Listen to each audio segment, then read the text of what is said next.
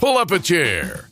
This is Off the Back Porch. Off the Back Porch with Sandy and Boomer is brought to you in part by Country Village Sporting Goods. Everything you need to get in the woods, the water, or to the camp is at Country Village Sporting Goods. Jason Hardy State Farm. Like a good neighbor, Jason Hardy at State Farm is there. And Larry's Pizza in El Dorado, home of the Double Pizza Parade. 20-plus years of bringing you the most important and latest information with local happenings, news, sports, opinions, and probably an attempt at humor. Also brought to you in part by Davis Farms Country Market. For farm to table fresh, it's Davis Farms Country Market. Cook's Body Shop. Chances are it will happen.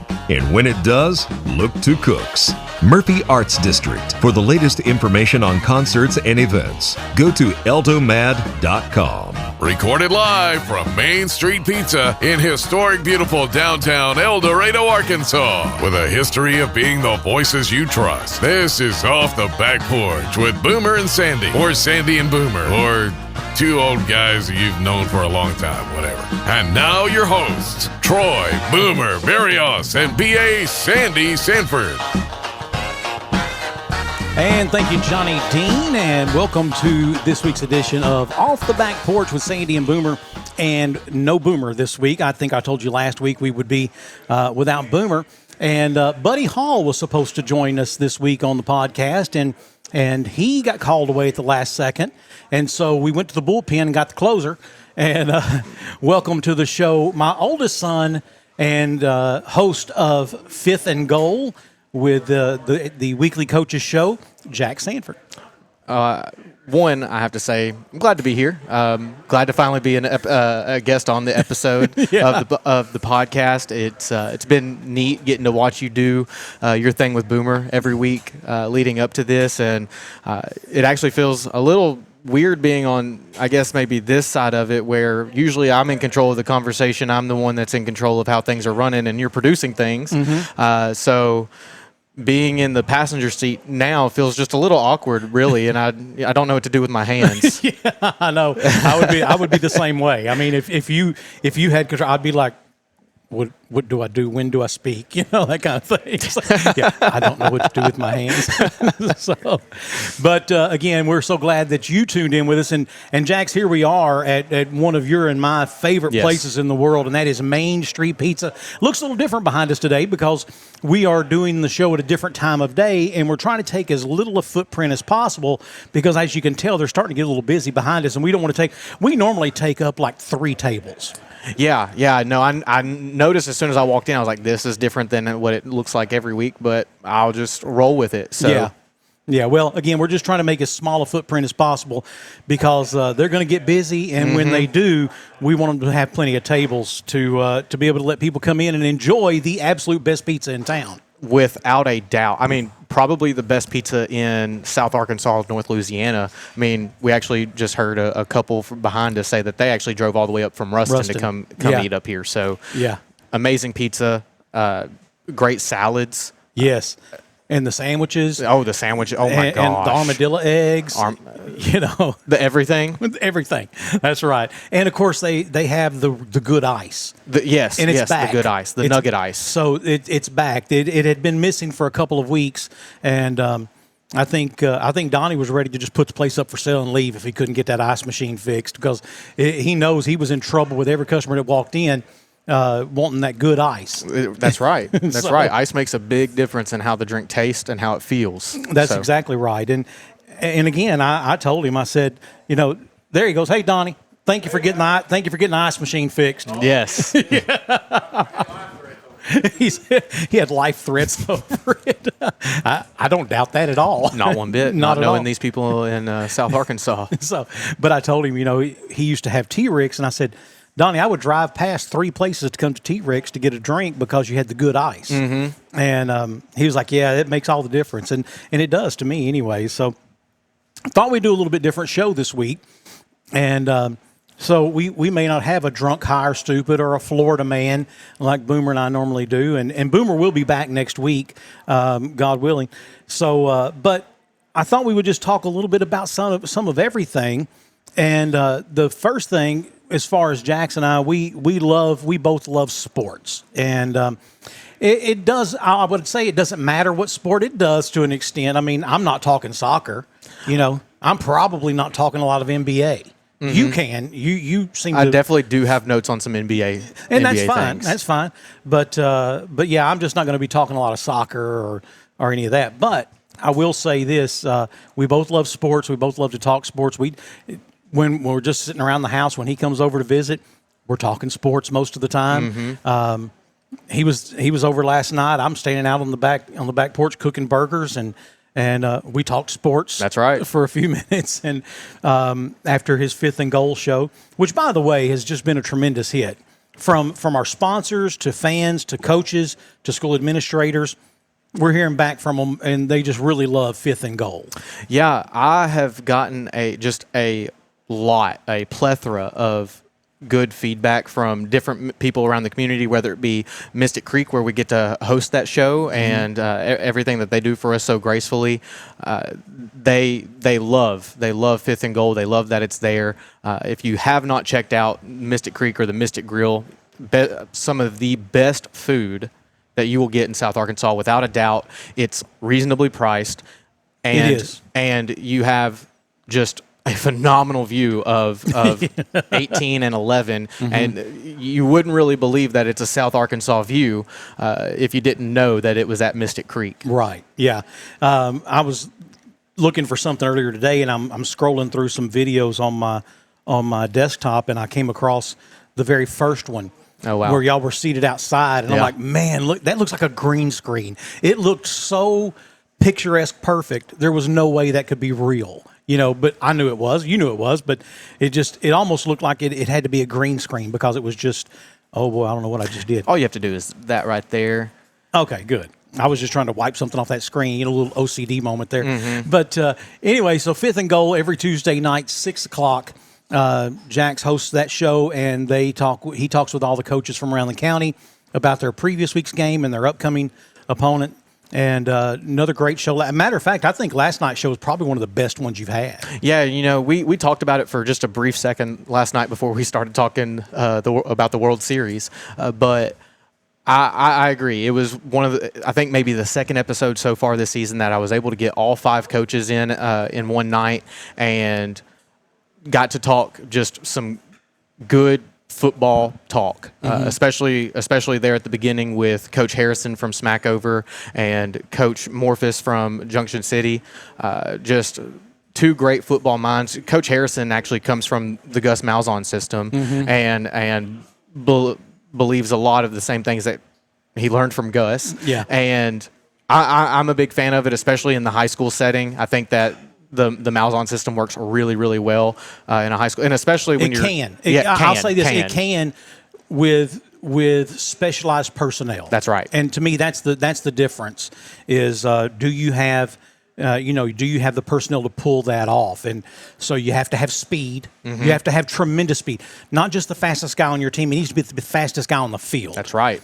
Every game, and you have to have an offensive line, because listen, that guy's speed doesn't do you a lot of good if your quarterback's running for his life. That's right. And so you need that offensive line that can hold long enough for that play to develop, because eventually that guy on the outside, his speed is going to overcome the defender, and then it's going to be open. So I agree that the Malzahn system, his offense for especially high school ball with the right personnel, is nearly unbeatable.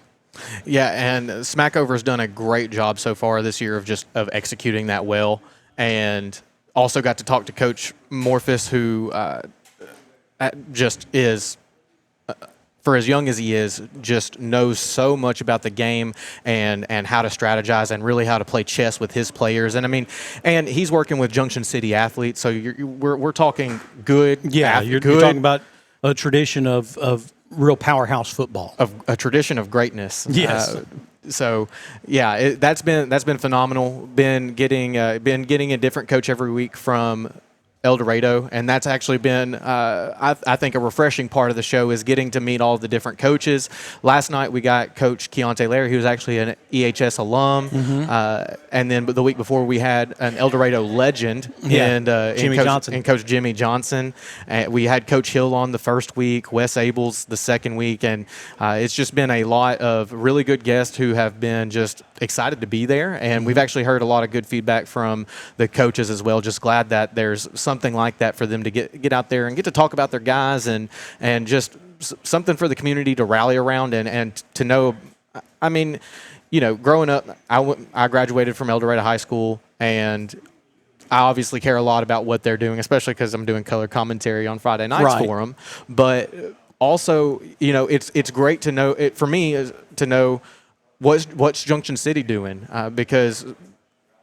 I mean, when I was in school, I had friends on the Junction. I had several friends on the Junction City football team, and so even though I don't really know any of the athletes on the Junction team now, just knowing the tradition that's there, it feels important to keep up with that. And then Smackover, I have several friends who have kids in the Smackover school district, and so hearing about what Coach Harrison's been able to do with them over there has been neat and interesting, and the other schools too, like Strong and Parker's Chapel. Strong actually has a really good history and tradition of being good at football. Now they're only an 8-man football team now, but just because of low numbers, enrollment numbers, right? But they are doing really well this season. And now Parker's Chapel has had a rough season, but this is only their second year having 11-man football back, and Coach Hicks is taking this season as a learning opportunity, and I can tell that he's definitely learned a lot about coaching the game from the season that he's had so far, even though it might not look like that on paper. Well, and I don't think you can – honestly, you can't judge him or the team based on a 2-year-old program. Because that's basically what it is. Like I said, they were down at 8-man. They moved back up to 11-man, and you can't judge – in a year, or not even a full 2 years, into their second year, you can't judge the team on that. Exactly. You can't. But it's hosting Fifth and Goal has been just a highlight to my week every week. And hearing different people come up to me randomly, whether it be at my 9 to 5 or just as I'm walking through Walmart saying, "Hey, Jax, I watched this," and it's just like, oh yeah, that is a great feeling. And for me personally, it's I love it because I hosted that weekly coaches show for 12 years, and it's been 13 years now that it hasn't been. No one's done it. And so we were able to pick that up and bring it back, and that's a tremendous amount of a point of pride for me, right? To see that show back, and especially to be able to pass the torch on, meaning someone else has to do it, and it's not me. Hey, let's talk a little college football real quick, man. Let's talk some college ball. So this past week we had 5 of the 10 undefeated teams in college football lost. You had LSU, Tennessee, Miami, Ole Miss, Texas Tech, all lost this last week. That's right. And, actually Texas Tech is, I believe, going to face off against Oklahoma State this coming week. And, that sounds right. And Oklahoma State is actually 1-6 so far, and Texas Tech is 6-1. And a lot of people are actually predicting it to be a trouble game for Texas Tech. And those are two schools that are fairly close to each other, so they have a very strong rivalry. And it's just like any rivalry game, really. I mean, it doesn't matter the record going throw the records out the window. Throw the records out the window, because those teams are going to play smash mouth, drag out football. Well, I don't think it'll be smash mouth. They're both big run and gun. Well, but I get what you're saying. They're gonna be physical. It's gonna be all out there on the field. That's right. I don't know where that game is. I do not remember. But I know that Texas Tech has now banned tortillas. Banned tortillas. Yeah, because that's their thing. They throw tortillas on the field. Right. And I'm not even sure I remember why, but they had a reason. But the university has now banned tortillas from the game. So Miami, I heard a guy say this, and this was the absolute best analogy. He said, Miami is the Dallas Cowboys of college football. Yeah. They will start the season and get you all hyped up, and then as the season goes, they will crater. And by gosh, I'm just looking back, and you know what? That's exactly right. That's what Miami has done. Unfortunately, I mean, heck, a couple years ago, they were key on going into the college football playoffs, and then they lose to like Bogalusa Tech or somebody. I mean, it was they lost a game that I think they were double-digit favorites. And then, of course, they had to play Clemson, and but that's not the same as it was because Clemson's not the same. Ole Miss, Ole Miss had given Georgia everything Georgia wanted, but they just couldn't hold them off. Yeah, I mean, when you're talking about a program like Georgia, don't get me wrong, Ole Miss has done a phenomenal job this season. They're a powerhouse offense. Well, Lane Kiffin's done a fabulous job ever since he's been there. I mean, there's no question you expect them to be a 10-win team. That 100%. Since Lane Kiffin has come to Ole Miss, or gone to Ole Miss, rather, he definitely is expected to get 10 wins a season. But when you're talking about a team like Georgia and Kirby Smart, he's been so historically great since taking over as head coach at Georgia. I mean, how many times have they been to the college football championship in just the last decade? Yeah, so 3 or 4 anyway. Yeah, 3 or 4 anyways, and a good chunk of that was while Saban was still coaching. Yeah, so yeah, you had to go through Tuscaloosa to get there. Exactly. And so that makes, of course, Vandy. Vandy comes around and beats LSU. Now I'll say this. Vegas had it. They had it right. Vegas picked Vandy. LSU was the underdog. I think it was a 2.5-point underdog. I think you're right. But they were the underdog. But I wrote this down. This was the first time that Vanderbilt was favored in an SEC game since 1977. Since 77? Nearly 50 years. This is the first time they were the favorite. It's the first time they've been 6-1 since 1957. Oh, gosh.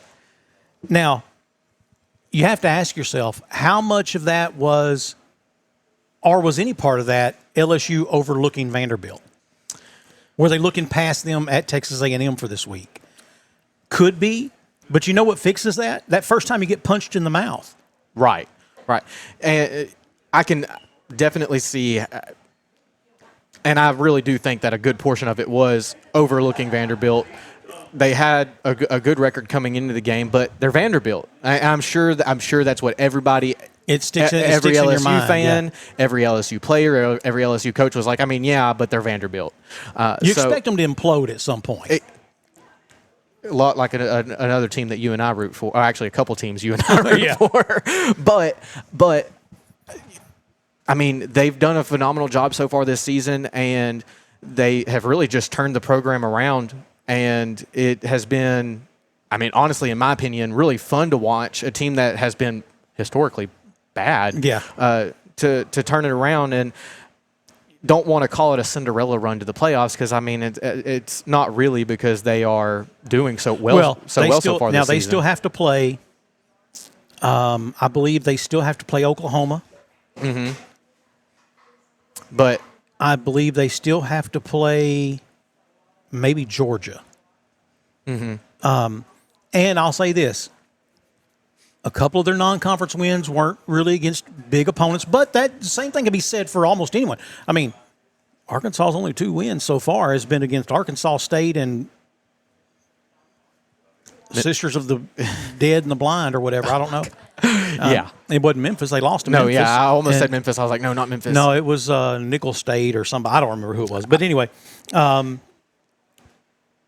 this is Brian Kelly's 4th year at LSU. Has it really already been 4 years? Yes, it has been. I'm going to go out on a limb here and say he loses to A&M. This will be Brian Kelly's last year at LSU. His buyout is huge. I get it. But there are certain things that alum and the money people, they don't put up with. And you losing to Vanderbilt is one of them. Yeah, you can't lose to Vanderbilt and then turn around and also lose to A&M, especially as the head coach of LSU. The only thing that would be worse as an LSU fan or as Brian Kelly is if you all were to turn around and lose to Arkansas. Really, and if you lose to a 2-5 Arkansas, losing to A&M, I will say A&M's undefeated for a reason. They are a very good football team. They are very well coached. They have a fabulous quarterback. That guy put on a clinic. The whole problem was he did it against a team that didn't have a defense. I mean, that was just Arkansas. There's no depth. They had true freshmen out on the field at times, but I think Arkansas exposed some weaknesses. Yeah, and I actually have some notes about Arkansas, so I'm glad that we're here.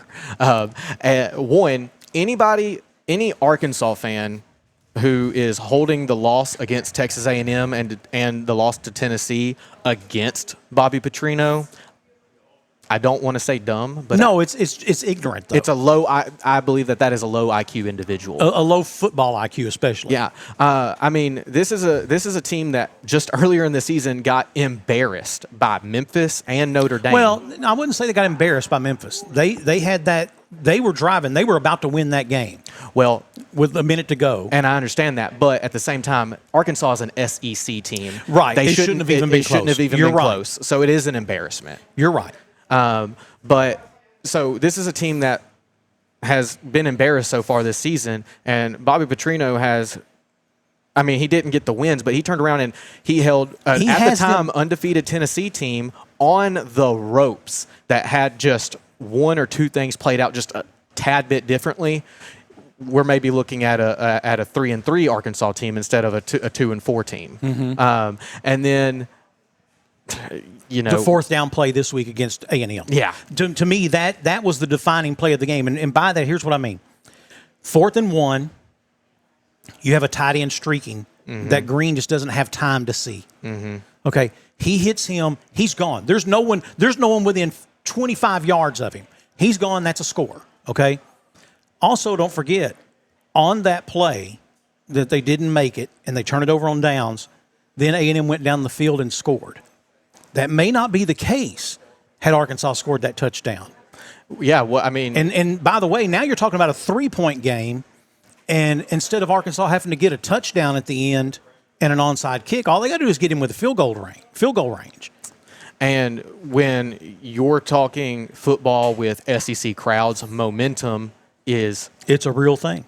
Very real thing. Very real thing. I mean, and if you don't believe that, just ask Texas back in 21 when they came to Arkansas and lost. Yes. A game that they shouldn't have lost. But heavily favored. Yeah, heavily favored. As a matter of fact, I'll say this. That win probably made Sam Pittman more money than any other win he ever had in his schedule. I agree. No, I agree. And that definitely put... I think that gave Sam maybe even a little extra time as far as good graces with the fans because, well, hey, he beat Texas back in 21. Yeah. And now you're right. And you said something a minute ago just about them not having the depth on defense, and they don't. They don't. They have true freshmen out there taking snaps. And in the SEC, if you're going to be a true freshman taking game time snaps, you've got to be really, really good, really, really athletic, and really, really smart. And I mean, these guys are doing a great job and they're learning. Coach Petrino and the defensive staff have done a good job of, helping them understand the game at a collegiate level. But at the same time, this is an 18-year-old kid who, especially with the way the transfer portal works now in NIL and the COVID extension still playing into it. I mean, you're talking about an 18-year-old kid facing off against a 26-year-old man. And that's what I was going to say. I coached Jax in baseball for I guess every year except when he was in high school. And the one thing you notice was like when he would make All-Stars, for example, sometimes they would have, so when he's 10, it's the 10s versus the 11-year-olds in a little practice game. There's not a whole lot of difference in 10 and 11. But let me tell you, 11 to 12, there was a huge difference in their bodies. And it was just it was like looking at two different just generations almost. The same thing happens when you're looking at an 18-year-old versus even, let's take out COVID years, let's take out all the extensions. When you're looking at an 18-year-old versus a 22-year-old, someone who's had 4 years of being in a college weight room and a college meal plan and a college nutritional plan and can focus their entire body of work on specific muscles, there's a huge difference in those bodies. And, talking about collegiate strength programs, I mean, you've got some of the smartest, most well-educated, well-versed people in strength and conditioning, which, I can nerd out on at any point. Yes. But you've got some of just the brightest minds that surround strength and conditioning in general, working with these top-tier athletes. And so, an 18-year-old who's only had 4 or 5 months to be in this in an SEC strength training program versus a 22-year-old who's had 4.5 years in a strength training program, it makes all the difference. I mean, you're talking about 25 pounds of muscle difference between two guys who would have had the exact same build if they were the same age. Exactly. So, and it's phenomenal to watch the bodies of the athletes as they progress through a college program. Tennessee. Mm-hmm. So Tennessee has the ball at the 2-yard line, 13 seconds left in the first half. Okay? They have the ball at the 2. Now, in my mind, that's time for 3 plays. Fire it to the end zone. They still have 1 timeout, by the way. Fire it to the end zone. He either catches it or he don't. You got 9 seconds. Mm-hmm. Fire it to the end zone. Either catches it or he don't. You got 5 seconds. Then, if you want to, you can try to punch it in.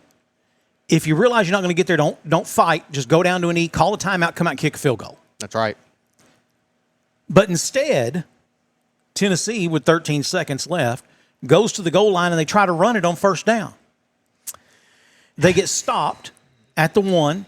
They have to burn their only timeout. And now they have to go out there and try to throw. But here's the problem there. They came out in what was now obviously a passing situation with no wide receivers. They came out with 2 tight ends and a full backfield. Now Alabama knows you're not going to pass. I mean, you're not going to run because if you don't get in, that's it. Mm-hmm. And if you do pass, you've only got 2 guys you can hit. I guess you can throw it to somebody out of the backfield. But that's real easy. That's easily covered by a linebacker who's already 8 yards back. He can stalk them. So now you got a shortened field. You got 2 tight ends. It's real easy. It's real easy. And what happens? Pick 6. 99-yard interception return for a touchdown. That was Tennessee. And my thing is look, I like Heupel. I think he's a great coach. But that's the kind of stuff that'll end up you won't be at Tennessee long. No. Not pulling that kind of stuff. And to me, that's where, for example, Billy Napier, who got fired from Florida this week, which we all knew was coming. It didn't matter if they won or lost. Of course, they beat Mississippi State, but excuse me, as soon as that game was over, he knew that was his last game at Florida. And I think the biggest part of that reason is he's this great offensive mind, and I believe that. I believe Billy Napier is a fabulous offensive mind. The problem is it was not translating on the field.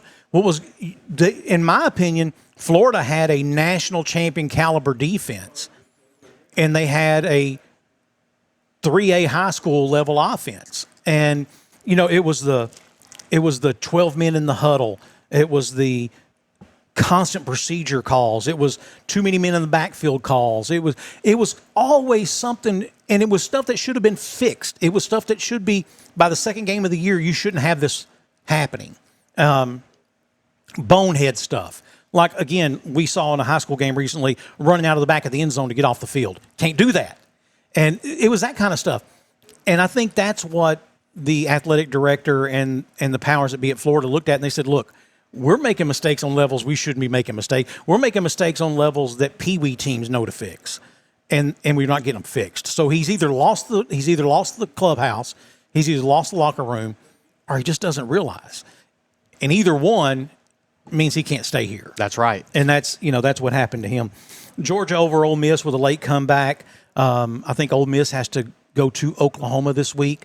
Lane Kiffin, as he is often known to do, stirring a little bit of stuff.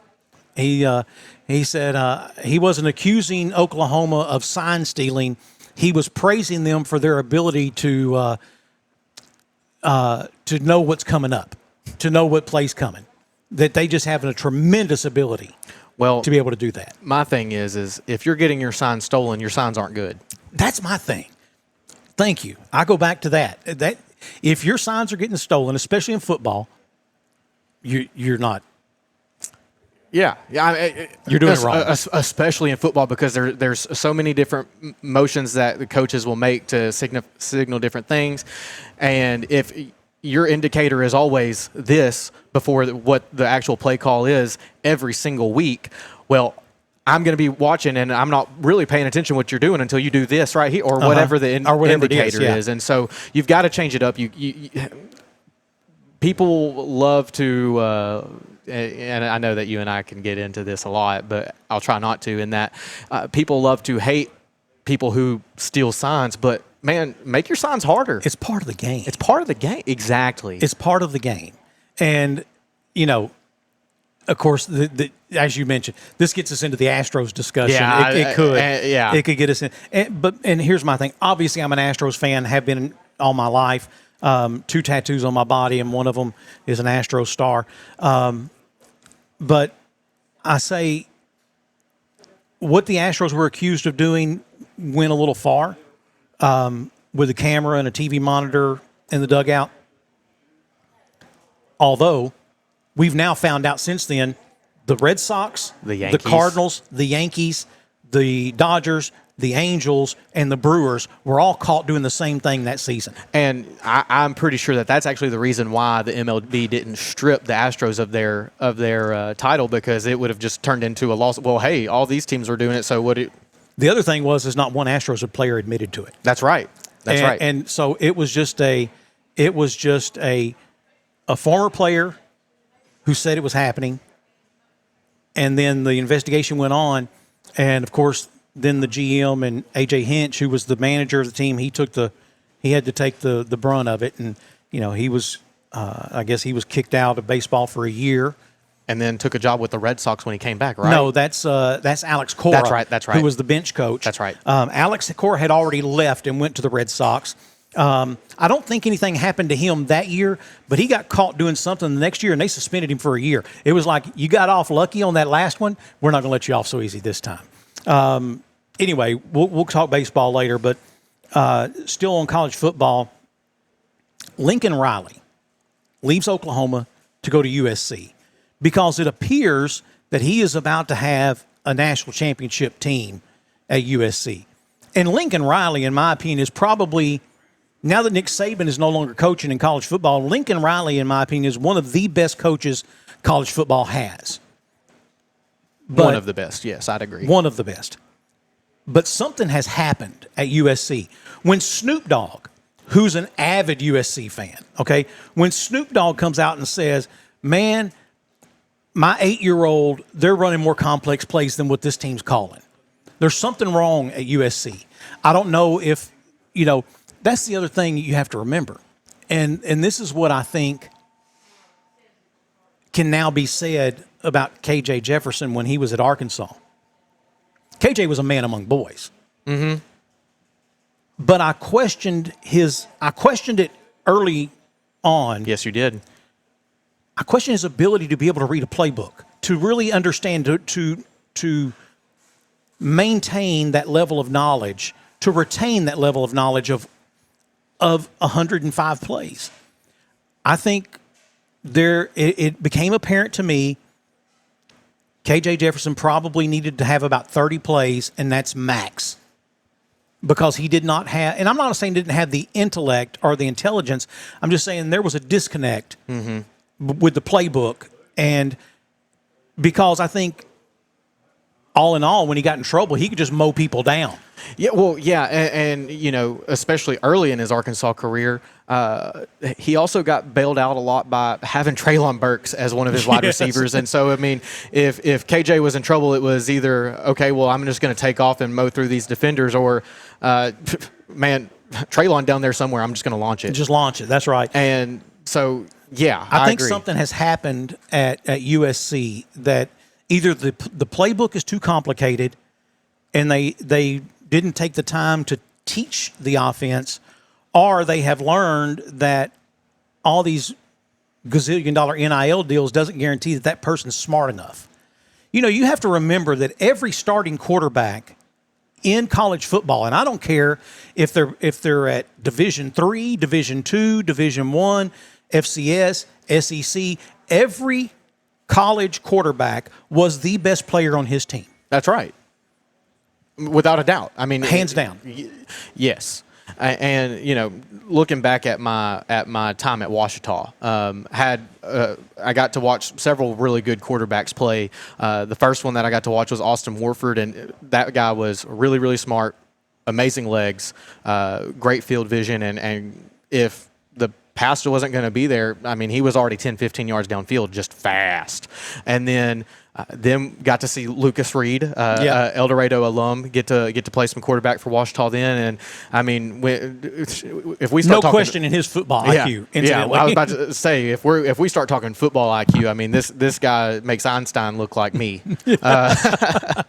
And so I mean, just great IQ, great ability to execute. And then in my last year with the Ouachita football team, got to watch Braden Brazil in the 2019 season, and actually at about halfway through the season, Braden Brazil was the number 2 quarterback in all of college football in pass accuracy, only passed by one person. Do you know who that one person was? 2019. 2019. All of college football, most accurate quarterback. Oh, gosh. They won a national championship. Was it Tua? No, it was Joe Burrow. Joe Cool. The real Joe Cool. Yeah, 2019, yeah. Yeah, so about halfway through the season, Braden was actually the number 2 quarterback in all of the country, in all of college football for pass accuracy, behind the one and only Joe Burrow. So you had Braden Brazil, and it also helped that he had a guy like Allie Freeman the fourth. Allie Freeman, just an incredible athlete. Now, he is only about 5'4", but nobody on the field could catch him, and nobody on the field could jump as high as him. And again, he was only 5'4". He Spud Webb. But in his senior year, after he used his last year of eligibility in football, Allie actually walked onto the basketball team, and I watched Allie dunk several times in game time situations as a basketball player. Again, 5'4", so just a heck of an athlete. And so and again, most of the time, height does make all the difference. To me, one of the reasons that Taylor Reed was not the starting quarterback for LSU or Arkansas was because Taylor Reed was 6 foot tall. Yeah, if he's 6'2", he gets that offer. He goes to LSU or Arkansas. LSU friend, a recruiter, is a friend of mine, and he was at the state championship game in Taylor's senior year, and we're standing there talking during commercial breaks and at halftime. He said to me, "Sandy, Taylor Reed has something you can't put on paper," and he said, "We call it the Manning factor. The game's on the line. Put the ball in his hands. He may not win you the game, but he won't lose it for you." And that was so true. And in that game, as a matter of fact, El Dorado, it came down to it. El Dorado, they were up, but they really needed another score to kind of put this game out of reach. And what did Taylor Reed do? He put the game on his back, and away they went and drove the length of the field, and they scored. Greg Jennings style. Yeah. And but the whole reason he wasn't the starting quarterback at LSU is because he's 6 foot tall, and not 6'2" or 6'3". Lucas Reed, who, again, football IQ through the roof, athletic ability through the roof, 5'8". Yeah. He's just not going to get a chance. He can't see over 6'6" linemen. Yes. And the thing is when Lucas was the quarterback at Ouachita actually had 2 All-American offensive linemen, twin brothers, Justin and Corey Gooseberry. I have a funny story that I need to tell you not on camera about Justin and Corey Gooseberry here in a little bit. And but anyways, Justin Corey Gooseberry, All-American, left tackle, right tackle. I mean, just the two guys you want protecting your quarterback. And then in the middle of the line, it was actually some shorter guys who maybe came in at about 5'11", maybe 6 foot. And so he was able to make it work. And just through the roof IQ. And even though he might not have been able to see the player that he was supposed to be reading, he knew where they were supposed to be, and he had trusted them to be there, and he had read what the coverage was 10 seconds before the snap. So he already knew what was going on, what was happening, and could just put it where it needed to be when it needed to be there, even if he couldn't see. Yeah. Well, and then, also talking about, we're talking about size matters. Again, we go back, Spud Webb, who was in the NBA, 5'6", 5'7", won the slam dunk contest because of that very reason. His dunks weren't any more spectacular than, say, Clyde Drexler. He just had a 1 inch more, or a 1 foot more vertical. Yeah, he had to be able to do it at a better level. Today, Jose Altuve. I'm taller than Jose Altuve, which is saying a lot. It is saying a lot. That's right. Because listen, I'm 5'7" in Gene Simmons boots. Okay. I'm actually a little taller than that. But anyway. But yeah, Jose Altuve. I mean, when you look out there on the field and Jose Altuve is playing second base for the Astros and Judge is standing on second base, look at the difference in them two. Yeah. Judge is nearly 7 foot tall. I think he's 6'6". Yeah, Altuve is staring at his belly button whenever Yes. he's just looking straight ahead. Yes. Yeah. So. Yeah. But talking just a little bit of baseball. Are you ready? Now, I'm going to finish up with college football. Then we'll take a break and we'll come back and we can talk some baseball. Okay, cool. So we talked about it. Billy Napier fired at Florida. Everyone knew that was coming. I still thought he was the right person to hire instead of Brian Kelly at LSU. I thought Billy Napier had taken that University of Louisiana Lafayette, the Raging Cajuns. He put them on the map. He showed what he could do in big-time college football. And then, unfortunately for him, he went to Florida, where if you think Arkansas fans have unreal expectations, talk to a Florida Gator fan. Oh, well. They fully expect to win a natty every year. Sounds like some other fans that I know for a professional football team. Yes, but I'll get into that later because I've got a whole thing on them. Who are the favorites to go to Gainesville to take over the head job at Florida? I think number one favorite right now has got to be Lane Kiffin. I think Lane Kiffin, if he wants to, could go to Florida. I think Lane Kiffin could be successful, and outside of Steve Spurrier, his name will forever live in infamy. They will name something after him if he goes to Florida and does. Because let me tell you, what he can get at Florida that he can't get at Ole Miss. Better athletes. And I say that saying, think about it now. Ole Miss, what's their mascot? The Rebels. What flag do they have flying on top of the administration building? A Confederate flag. I'm going to tell you, from a recruiting standpoint, it's awfully difficult to go into, let's just say, Southern California and get the top running back in America to come to Ole Miss and visit. And he gets out of the cab and he gets out of the Uber and he looks up and there's a Confederate flag flying. It's hard to recruit that African American young running back to your program. 100%. It's hard when they still pay homage to not just the Confederacy, but to slavery. Oh, yeah. Well, and also another thing about it being easier to recruit at Florida is now we're talking NIL money. So now we're talking about income tax. And no income tax. Florida, no, yeah, exactly, no income tax. So now you've got a kid who was just signed a $600,000 NIL deal, who instead of paying a state income tax as well, and it's going to be $400,000 instead, or however, whatever, math. Now he's getting almost his full $600,000, and I mean that money goes a lot further. Yeah. $600,000 in Florida goes about as far as $1 million does at USC. Yeah, I mean, yeah, when you consider cost of living and just the taxes. Yeah, I mean, if you go, by the way, the weather in Florida, the weather in Gainesville is just as good as it would be in Southern California, with the exception of hurricanes. Yeah, which you will have on occasion. part of it. It is. It is part of it. So I think that you go for if Lane Kiffin wants to, he could go. The coach at Louisville, he's another one whose name is being tossed around a lot. Of course, it was it Louisville that beat No, it wasn't Louisville that beat Tennessee. Who did Louisville beat this past week? I had it. Anyway. Yeah, Louisville defeated Miami. That's who it was. Oh, yeah, that's right. Yeah, Duh. They beat Miami. Duh. So Jeff Brom, I think is his name. Let's see. Here's one. Eli Drinkowitz, head coach from Missouri. Oh, well, yeah. I mean, and when you talk about an upgrade of a job, I mean. That is an upgrade. Exactly. That's the other thing is, so when they say, well, we could get Lane Kiffin, it's not an upgrade for Lane Kiffin to leave Ole Miss and come to Arkansas. At best, it's a lateral move. Okay, at best. And there's only a couple of jobs in the SEC, as a matter of fact, that are upgrades. Georgia, Alabama, Texas, Florida. Maybe LSU. But it depends on what kind of a step you're taking to get to LSU.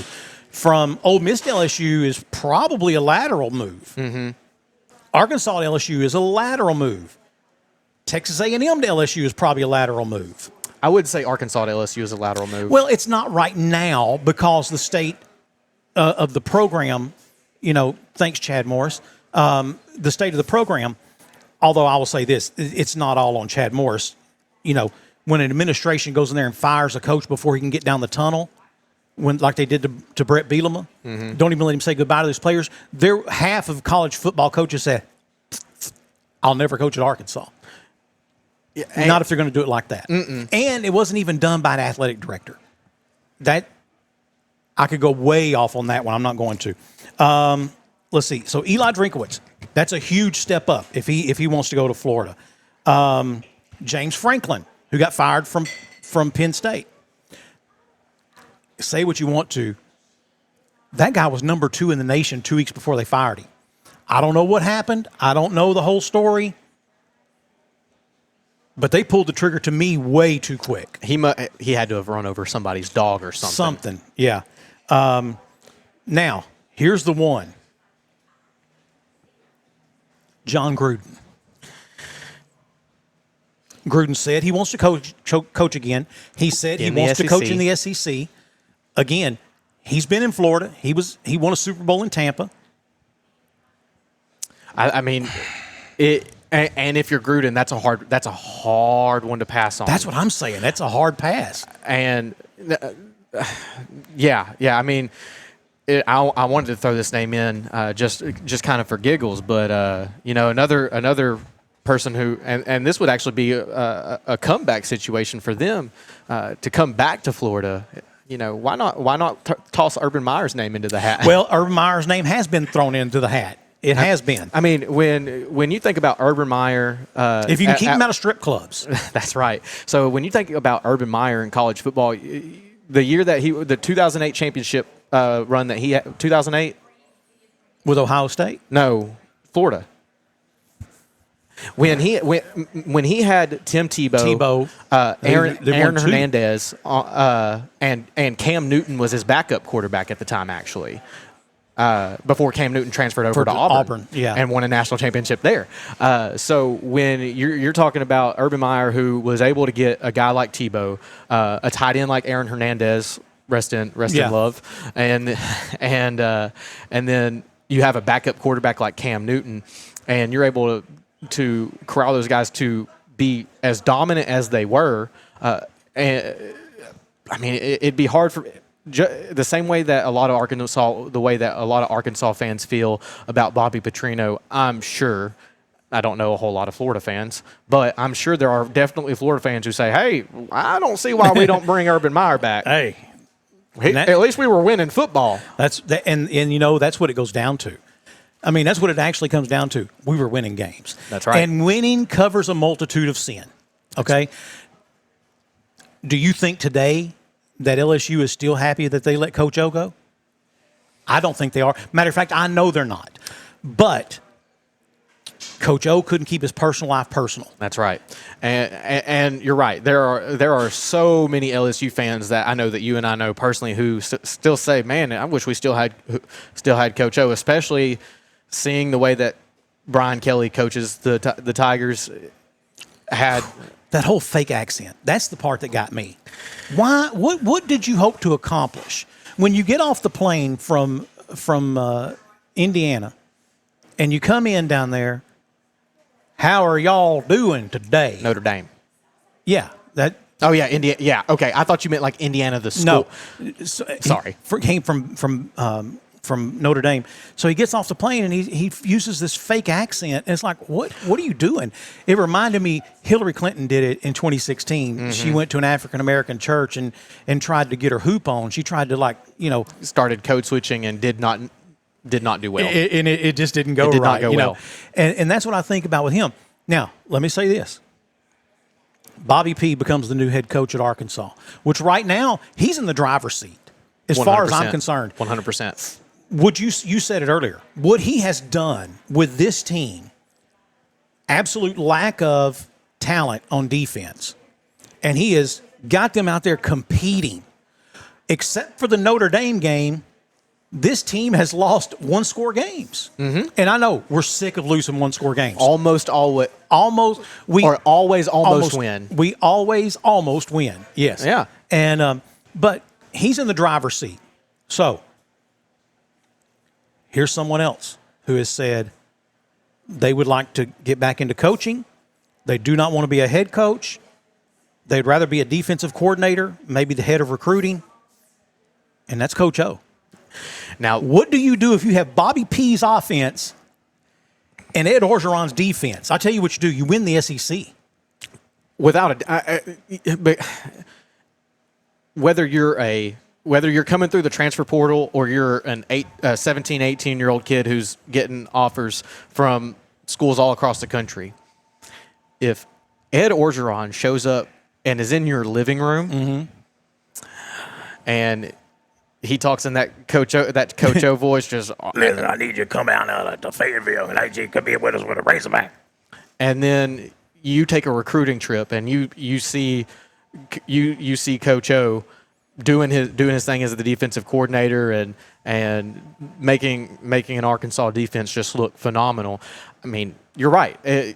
You stand a really good chance, especially with Bobby Petrino as your head coach and calling the plays on offense. And that's Bobby's going to call the plays. He's made that very clear. I am going to be my own offensive coordinator, which no reason he shouldn't at this point. We've had other coaches at Arkansas who've done that they shouldn't have. But Bobby P, he's earned that right thus far. He has earned that right. So all that being said, it is making for an interesting year in college football, because let me tell you something. I don't remember, maybe there has been, but I don't remember this many high-profile positions being available at the head coaching spot before the end of a season. Before the end of the season, yeah. I was, because as you were saying, I was like, well, when Lincoln Riley left Oklahoma, it caused one of the biggest chain reaction, biggest coaching carousels that college football has ever seen.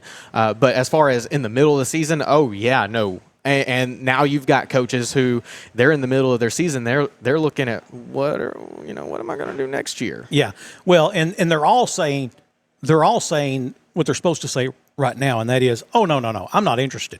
Rhett Lashley is never going to stand at the podium at SMU and say, well, I'd like to hear what they have to say. He's never going to do that. Okay. So that's all fine.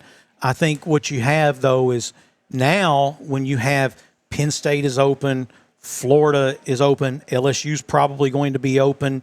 Depending on what happens at UT, the job at Texas could be open. USC is going to be open.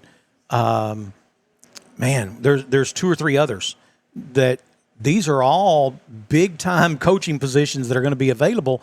And so if you're out there and you've got the only thing that may save Brian Kelly this year is he does have a huge buyout. And if you pay that huge buyout, do you then have the money to go out there and recruit? And I'm just saying Lane Kiffin, they're not going to, but do you have the money to go out there and get Franklin, Do you have the money to go out there and get Drinkowitz? Gruden. Yeah. Do you have that kind of money if you're paying a $50 million buyout, which, by the way, they're still paying Ed Orgeron's? Right. So, real quick hypothetical for you here. If you're Gruden and then the season comes up and both Florida and LSU jobs are open, which one do you take?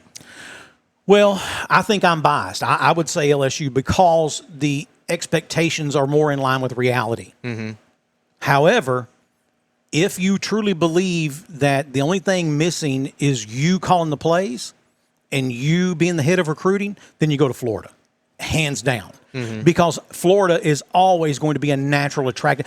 Besides this, we're the three meccas of high school football talent: Texas, Georgia, Florida. Those are the three meccas. Now, you've got some California. I was about to say. But it's a different style of football. That does not translate well into the SEC. Reggie Bush at USC would have been a middle-of-the-road running back at Alabama. It's just a different style of offense. It's a different style of play. But I'm going to say when it comes to SEC and you're looking for raw talent, Florida, Georgia, Texas. Yeah, the only thing that I would say is when you're looking for quarterbacks and wide receivers, you also are looking in California. Yeah, and you're still looking in California anyway. I'm just saying, but if you take the job at Florida, you've got one Mecca as your neighbor and the other one is your home state. Mm-hmm. It's not hard. Yeah, and that's also one of the things that Florida has struggled with in recent years is in-state recruiting. But now, to their defense, they're now recruiting. Used to it was Florida, Florida State, Miami. Mm-hmm. Those were the three. But now when you've got UCF, you've got South Florida, who are out there like throwing money like drunken sailors at a strip club. They're throwing NIL money around. It makes Florida's become a really tough place to keep in-state kids. Mm-hmm. And, I still think all things being equal, Florida's the better job. If you as a coach want to go in and rebuild a program and prove, and this is where I think Gruden's at. I think Gruden is ready to prove, hey, I'm still a good coach. Let's not forget, Gruden got young. He got out of coaching because of some inappropriate emails. It wasn't that he couldn't coach. Got to go check my email. Yeah, it wasn't that. He had he lost the ability to read an offense and build a defense to stop it. It was his name just became hot water. It did, and I'm not excusing it at all. I'm just saying that there was a huge cancel culture that is not as prominent now. And it's been some time. It has completely slipped some people. I mean, if we were just to walk through Main Street right now and just ask every single table, hey, do you know why John Gruden got fired? I guarantee you that at least 80% of the people wouldn't have a clue as to why he got fired from the job with Las Vegas. Before so many years ago now. So yeah, exactly. So we're going to take a break. When we come back, we will talk more, and this is Off the Back Porch. Back after this. Bad things happen, and of course, they never happen at the right time. Maybe it's just a little bump and cosmetic damage, or it's turned into a huge insurance claim, and you just don't know where to go next. That's why so many of your neighbors and friends call on Cook's Body Shop in El Dorado. From the minor to the major, Cook's Body Shop is in your corner. Need someone to help you deal with insurance? Look to Cook's. Need advice on what to do next? Look to Cook's. Need a free estimate? Look to Cook's. Bad things are going to happen, and when they do, look to Cook's. Spice up your tailgate with locally raised farm fresh products at Davis Farms Country Market, like the new Code 3 and Davis Double D Farm Salsa, fresh from the field in locally grown Purple Hull peas, super sweet vine ripened cantaloupes, Arkansas made meals that are easy on your wallet and your time. And nothing says fall has arrived like mums and pumpkins. There are plenty to choose from at Davis Farms Country Market, 4523 Junction City Highway, or call 870-639-1323. Getting a buck to hang on the wall rarely happens by accident. It starts with preparation, takes some skill, and often even a little luck. Country Village Sporting Goods is your headquarters for all three. Right now, check out a brand new shipment of feeders, so new that they're still pulling them out of the boxes. A huge selection of lacrosse boots and plenty of warm weather camo for that early season hunt. And of course, bow hunters can't go wrong with the sales and service at Country Village Sporting Goods, 965 Smackover Highway in El Dorado. Hey, and welcome back for more of Off the Back Porch with Sandy and Boomer without the Boomer. And so I'll tell you, it's not been fun for me. I enjoy you being here. I enjoyed Buddy being here last week, but there's just something about my buddy Boomer, you know. Well, we did it for so many years that's together. What I was going to you know? say. You and Boomer just have a chemistry together of just you guys are pretty much able to finish each other's sentences. We are, yeah. And you've done it together for so long that, I mean, it had been a hiatus, but you guys have literally done it together for so many years. Yeah. That it's just really easy to roll with each other. And it wasn't just on the radio, you know, and that's what I don't think a lot of people understand. It wasn't just on the radio, but we went everywhere together. Fishing, golfing, hunting, golf, everything.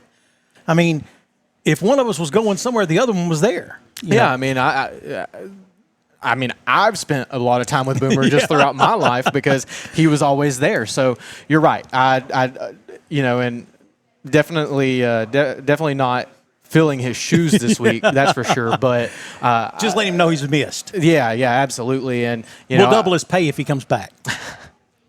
And if he comes back. Yeah. And you know, I feel like there would just be a wholly different aspect if it were me, you, and Boomer this I agree. week. And we'll have you come be a guest on the show sometime when Boomer's back. Yeah, sometime after football season. Yeah, that would be great. I would love that, and get to share the mic with Boomer. It would be a dream come true. Yes, thought about it many times. Let's talk a little Major League Baseball.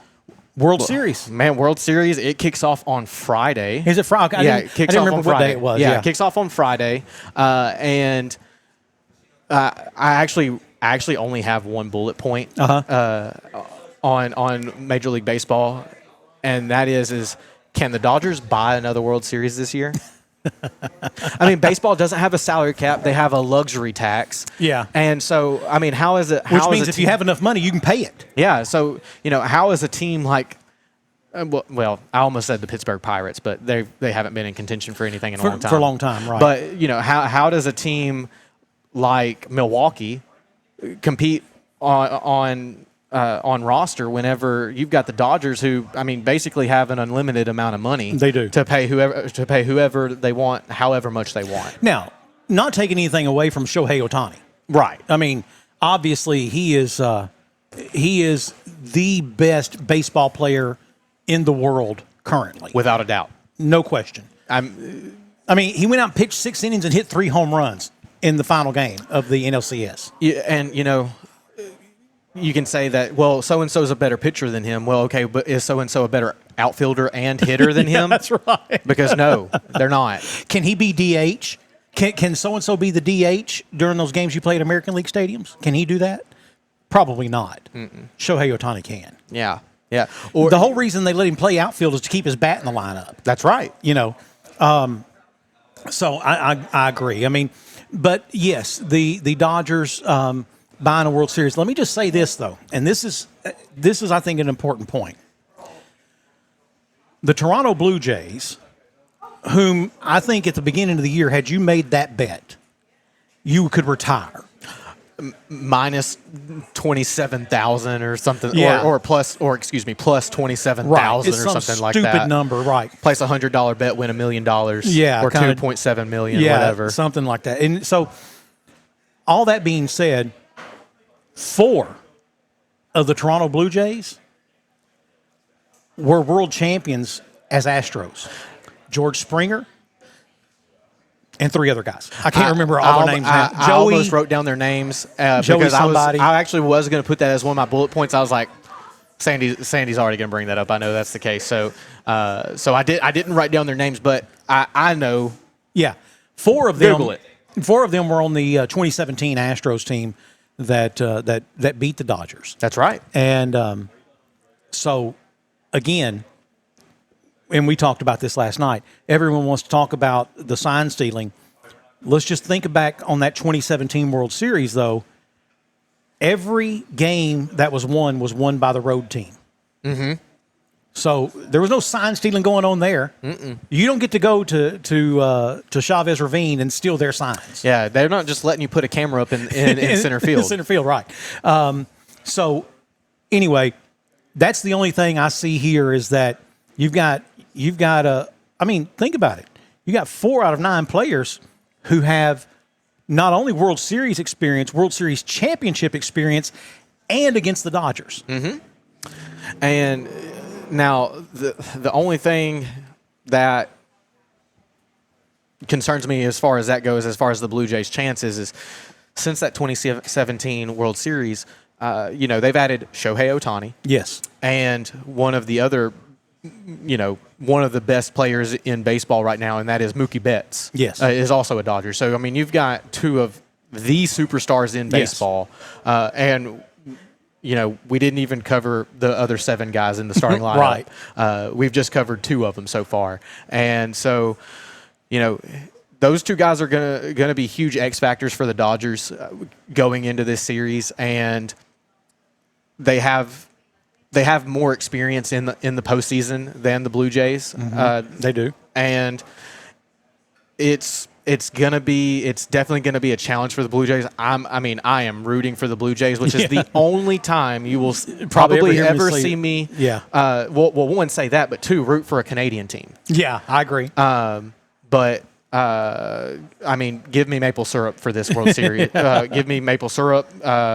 Canadian whiskey, it doesn't matter. Yeah. I want Toronto to win. I just despise the Dodgers. Yeah, I don't want the Dodgers to win. Again, being a lifelong Astros fan, I've got my teeth kicked in enough by them. Yeah. I don't care for that to ever happen. Oral Hershiser, I tweeted him one time. He was calling a game, and the Astros were playing, and so I tweeted him at Oral Hershiser. Is it called Xing them now? What is it called? Yeah, whatever it's called now. I don't know. I just don't know the terminology. I said, after all those years of beating the Astros, can you give us one today? And he tweets me back and says, probably not. Yeah. So, just again, I tell people this all the time. So I'm also a lifelong Astros fan. My first Astros game was from my mother's womb. Yes. And you actually were breastfed at an Astros game. Not surprising. In the Astrodome. In the Astrodome at that. Yeah. And you know that I went to the World Series in 2021. I went to Game 6 where they lost the World Series to Atlanta, the Braves, in Houston, and then you and I made a vow to each other that if the Astros ever happened to make it to another World Series, you and I were going. Well, 22 comes around, and they're playing the Phillies. And I remember I was living in Texarkana at the time. I was out with some friends, and the ALCS was on the TV. Final play is done, and immediately I pick up my phone and I say, and my first words to you on the phone is, which game are we going to? Yeah. And so you and I got to go to Game 2 of the 2022 World Series, where they beat the Phillies in that game and won that World Series. Yeah. No hit them in that series at one point, too. Yeah. That was, And then in 2023, they were in the ALCS against the Rangers, a Lone Star Series ALCS, and I asked you if you wanted to go to that game with me as well, and you have responsibilities. You have a lot of kids. I do have a lot of kids. And so I went to the to the Game 7 of the ALCS, where the Rangers proceeded to just stomp the Astros, and that was probably the most depressing drive home that I've had from Houston so far. And I'm sure there's more heartbreak coming. I mean, I'm an Astros fan. I'm used to it. Yeah, you're going to get used to heartbreak. That's right. But that one was definitely way more depressing than Game 6 of the World Series, just because, I mean, I went to the World Series, you know. The only good thing about that was the Rangers did go on to win the World Series, and that was their first ever World Series win. They're only their second appearance and their first win. Of course, Houston, they won their first World Series on their second appearance. They went in 05 and got swept by the White Sox. You know, they had used up everything they had to get past the Cardinals. They was everything they had to get past the Cardinals. If you recall that year, you don't because you were 5 or 6, but they had to play an 18-inning Game 5 against the Braves to be able to go on to the National League Championship Series. Funny thing, Roger Clemens, who had pitched the day before, has to come out of the bullpen to start the 10th inning and pitched 9 innings for them to win that game on a Brad Ausmus, the catcher, who maybe had 4 home runs all season, on a Brad Ausmus grand slam, and they won by 1. So and going back to walk-off home runs, going back to the Blue Jays, you know, against Milwaukee, right? No. Oh my gosh, who did the Blue Jays just beat? When we talk, the amount of sports that we talk in, just the amount of teams that we talk, I almost wanted to say that the Blue Jays had beat the Crimson Tide. You know, we talk about so many teams, but he got hit by a pitch and had to come out of the game, and the fans in the stands were cheering that George Springer had to come out of the game. Seattle, that's right. Another team I was glad to see them beat. Yeah. Oh yeah. Hey, Laurel, if you happen to be watching this, I'm so glad that the Mariners got eliminated and don't get to make their first World Series appearance. Laurel, I love you so much, but I just hate the Mariners. I do too. So he gets hit by a pitch, has to come out of the game, and then fans in the stands are cheering that George Springer is leaving the game injured, and then very next game he comes out 9th inning and hits a walk-off or the go-ahead home run to give them the lead and to send Seattle back home or packing. And I mean, I just really, really hope that the Blue Jays are able to carry that kind of swagger and that kind of just competitive spirit into this series against the Dodgers, because I mean, I don't want to discount the Dodgers at all. They are a good baseball team. They're the best. They truly are the best baseball team. If you beat them, it's because you capitalized on mistakes they didn't capitalize on, and or they did something to beat themselves. Yes. So, for example, in 2017 when the Astros beat them, the Dodgers had signed at the trade deadline Japanese pitcher from the Texas Rangers, and his name escapes me. Yu Darvish. No. They did have Yu Darvish, but that's not who you're talking about. Anyway, I kept thinking, man, I feel good about any game, us versus them, until that guy's on the mound. He is unhittable. And they pounded him. Mm-hmm. After that series was over, I was watching something. I don't know if it was ESPN or if I was watching something on my phone, but Oral Hershiser, he said, now that the series is over, I can say it. He was tipping his pitches. He said, I'm sitting at home, and he said, I'm watching, and I'm like, fastball, curveball, slider. He said, I could call every pitch. He was tipping his pitches. And the Astros were just going off on him, man. I mean, they ran him out of the game in the first inning.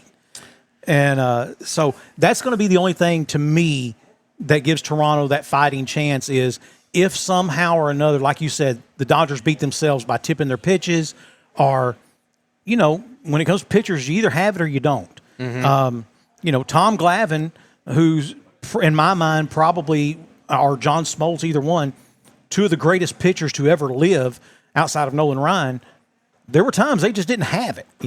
I went to a Nolan Ryan game when he was an Astro at the Astrodome and watched him get shellacked for 10 runs in the first inning. I mean, how many times have we seen people just get a hold of Verlander? Yes. And Verlander, I mean, especially in the 2010s, was the guy. Yes. Was the guy. So, yeah. I mean, and all it takes is just feeling this much off as the starting pitcher, and pitching, all of a sudden you're down by 3 runs. Pitching especially is mental. Oh, 100%. It is so mental. It's more, to me, that is the very position where it's more mental than physical. Because if you give me a guy, I won't say his name, but I had a player that played with you. Mm-hmm. Kid couldn't break glass. No. He could not throw hard enough to break glass. But let me tell you what he could do. He could put the ball anywhere on the plate he wanted to put it. And at that age, you got a kid who's throwing low and inside for strikes. They're not going to hit him. 9 pitches, 3 strikeouts. Yes. Yeah, I know exactly who you're talking about. Yeah. But again, couldn't break glass. Now, we had another pitcher on that team who would throw the ball past you and through the catcher a lot of times. Yeah. You know, and so and through the umpire. the key is just keeping him from getting mad and throwing it at the umpire. Exactly. But mentally, a pitcher, I mean, just gets in a fight with his wife before he leaves for the game. Mm-hmm. That could screw it up. Mm-hmm. I mean, just any little thing. Gets in there and breaks a cleat. Yeah. And they have to put a new cleat on his shoe. Now, all of a sudden, it's not worn the same as the others. It's that little bit of stuff, and it can get in a pitcher's head, and you never know. So, but Toronto has a puncher's chance. Absolutely. But the Dodgers are definitely the favorite. Yeah, I mean, it's obvious that the Blue Jays are coming into this series as the underdog, but there's just something about the way that this team is playing together that, again, makes me think that they really have a fighter's chance. They do. And so, I mean, that's really all there is to talk about baseball. Yeah, so far. Would you rather go into Hog Basketball or NBA basketball? Let's talk NBA. Okay, so the season actually starts, the season just started. Yeah. In fact, Oklahoma City beat the Houston Rockets in an overtime game last night. I think 125 to 124. I think that's the score actually. And by the way, big things were expected out of the Rockets this year. Yeah, because they made a deep run in the playoffs. Then they had like some great picks, and they went and signed Kevin Durant. Yes. So if you're a Rockets fan, which I don't really consider myself a Rockets fan because I haven't been just that big in the NBA until the last few years. Yeah. You're expecting big things out of Houston so far this year. And so, and now Oklahoma City is coming off of a championship. They are a young team. Mm-hmm. The Oklahoma City Thunder, their front office has done a phenomenal job at, 1, managing draft assets, and 2, drafting well. And doing it with 1/10 of the budget that most other teams have. So they are a very small market team. So I took a note on this because I knew that they had been doing really well with stacking their draft assets for the coming years as well. So between 2020 or from 2026 through 2030, through the 2030 draft, the Thunder have 8 first-round draft picks between now and the end of the 2030 draft, and they have 13 second-round draft picks. Wow! So I mean, you're talking about a front office that has developed has brought together a young core that just won a championship, all on great contracts, or a lot of them still on rookie contracts, and then they've got all the draft capital that they need to be really good for the next few years. And if they play their cards right, they could spend a decade being one of the top 3 or 4 teams in the NBA. And when you have that many draft picks, listen, there's not enough room on the roster for that many people. But here's what you do. Hey, we want to trade for that huge star that you got, but we can't afford his contract. So I'll tell you what. We're going to make this trade with you, but you're going to pick up a portion of his contract. By the way, we'll throw a couple second-round draft picks in there for you as well, especially if it's a team that's depleted of draft picks. Like the Lakers. Yes. Lakers have nothing. The Lakers are in a bad spot. Going back to baseball, that's where the Astros are. The Astros, they have no pipeline. They had none. Now they do. Mm-hmm. It's starting to build itself back up. But they basically pillaged their farm system with trades. Okay, so here's what happens in Major League Baseball. I don't know about the other sports, but I do know this in baseball. Roger Clemens, quote unquote, retires from the Yankees, right? Mm-hmm. And then comes out of retirement to join the Astros. He turns down his free agent deal from the Yankees, joins the Astros. The Astros now have to give a compensatory pick to the Yankees of equal value. Well, it's the Rocket. It's Roger freaking Clemens. You know, Senator. So you're giving up everything. Right. Then they get Andy Pettitte. So what you had left, you had to give up. So that's why over about a 4-year period, the Astros were in that 100-loss club. They had nothing. Nothing. Until they got Springer and Altuve and a couple of others. They had nothing. And they built their program back up. Well, let's go back just a few years. Get Justin Verlander and Framber Valdez. Yep. And you have to give up picks to get those guys. Well, and, you know, a huge thing about the Astros is I think that they were trying to maximize Altuve's prime. His prime, exactly right. And they did it. And they did. They did. I mean, what was it, like 7 out of 10 ALCS appearances and like 4 World Series appearances in those 10 years? Yeah. So, yeah, I mean, they did. But going back to basketball. So Oklahoma City's done a great job, and actually they have some former Razorbacks on Oklahoma City. And one of the main reasons I wanted to talk about Oklahoma City just a little bit is one, they just won the NBA championship. Yeah. Two, in this region, especially with some former Razorbacks on the team, you've got a lot of Oklahoma City Thunder fans. You do. In this area, and especially as you get a little bit more north into Arkansas. But now I want to talk about my favorite NBA player of all time. My favorite NBA player of all time. I'm not going to say all time yet. Well, it's different for me. Yeah, I know. Your all time is half of what my all time is. I mean, I'm twice as old as you. Yeah. So. Yeah. Exactly. You were about my age when I was born. Yeah. And so, but my favorite NBA player of all time, Daniel Gafford, he actually starts his season today against the Spurs. And now last season, Daniel averaged 12.3 points per game. He averaged 1.8 blocks per game. That's amazing.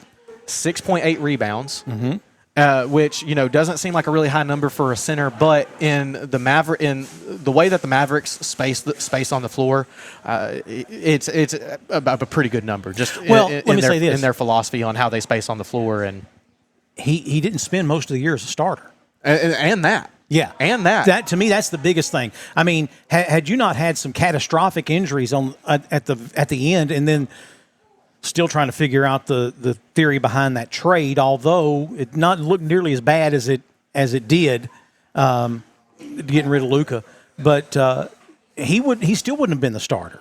And so he spent a lot of that season as not the starter and still put up very, very good numbers. I'll say this, for a sixth man, it's probably the best numbers in the NBA.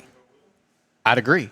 And last season he finished with a field goal accuracy of 70.2. Yes, which phenomenal. Is just 0.1 behind the leader. Wilt Chamberlain?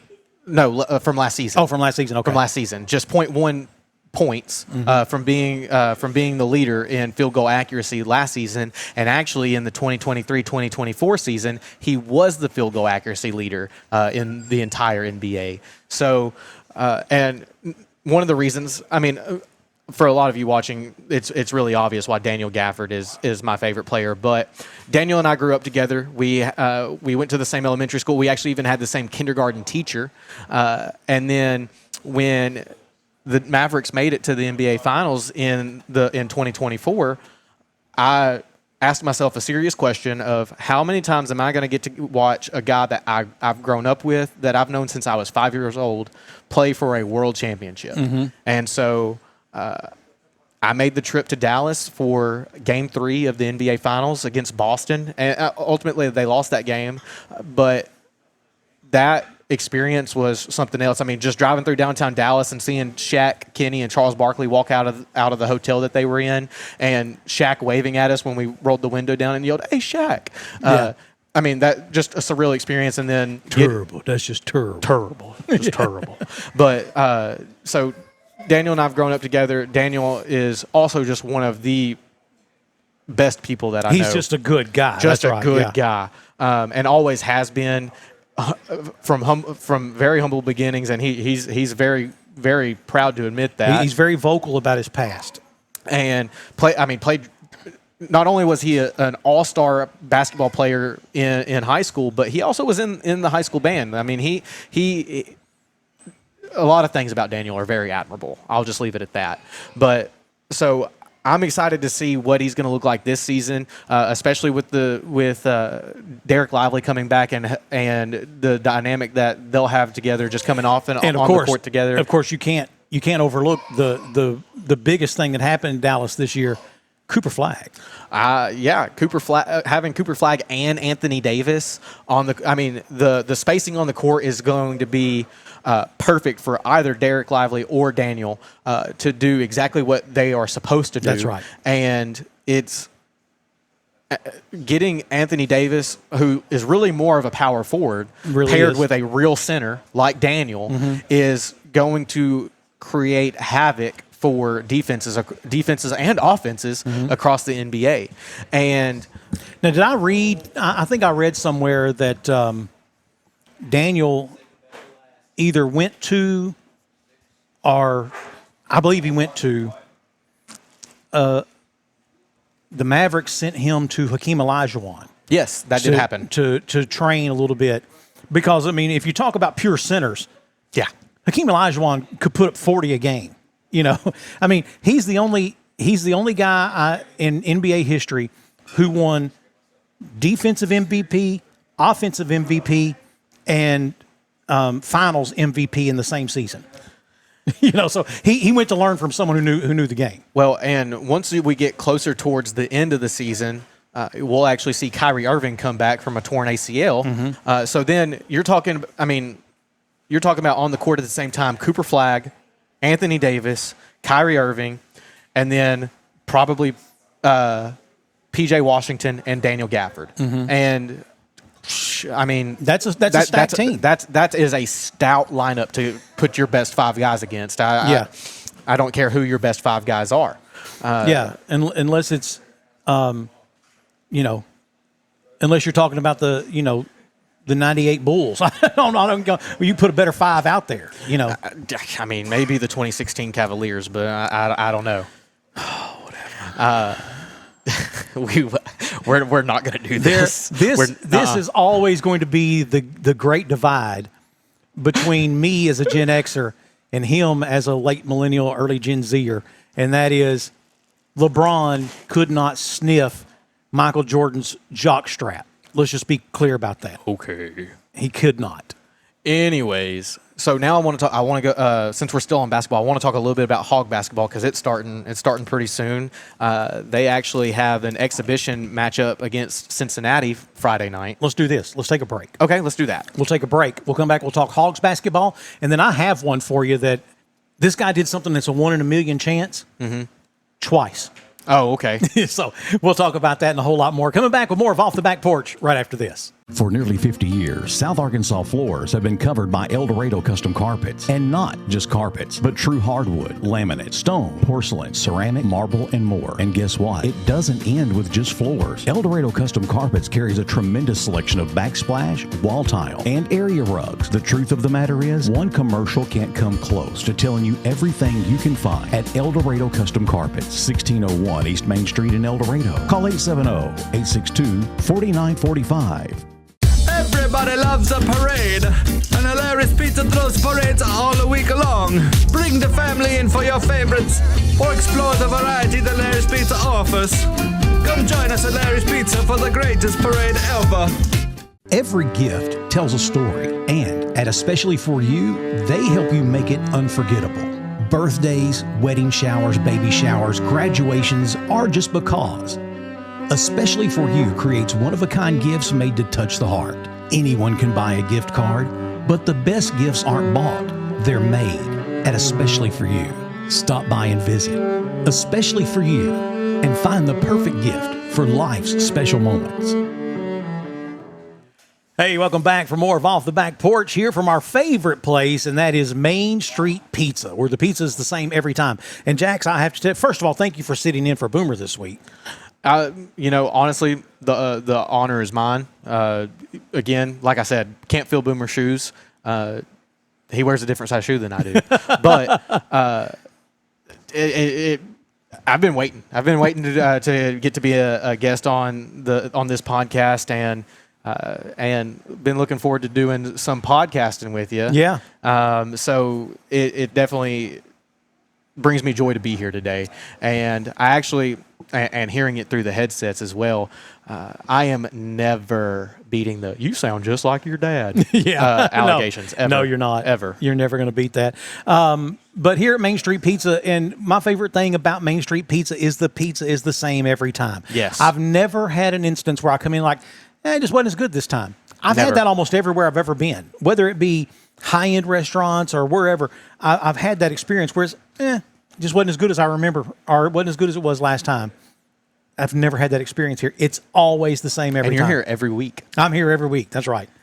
So If anyone has the opportunity for it to go south for them, it would be me, and I've not had that happen. they do such a great job over here, and they always take great care of us.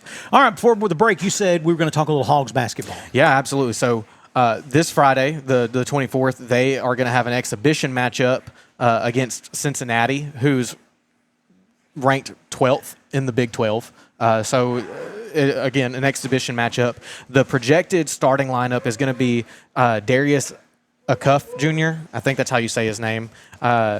Number 7 in the ESPN 100. Yes. So he's going to be a true freshman, but superstar, walking superstar. DJ Wagner, who averaged 11.2 points per game last season. Carter Knox, who averaged 8.3 in a less significant role last season. And then Trayvon Brazil, who averaged 6.8 points per game last season. And now he was dealing with a slew of things last season. So, though that number is not a good indicator of his potential and what he can do for the Wildcats, or excuse me, the Razorbacks on offense specifically. And then Malik Ewan, who averaged 14.2 points per game at Florida State last year. Mm-hmm. So, I mean, this is looking like a solid Hog starting five, and that doesn't even include what they have on the bench. And now, Boogie Flan, he left. Correct. I thought so. Okay. And now Arkansas, especially with their history over the last several years, pretty much since Musselman came to Arkansas, has really developed into one of the programs that every basketball player wants to play at. Yeah, I wouldn't call them a blue blood. No, but they're in that mix. They're in that discussion. They're not Duke. They're not Kentucky. They're not North Carolina. They're not Gonzaga. Although I don't call Gonzaga a blue blood. But they're in that upper echelon, just below the quote unquote blue bloods. They're who the blue bloods are looking at, making sure they're not on their schedule. That's right. Yeah. There's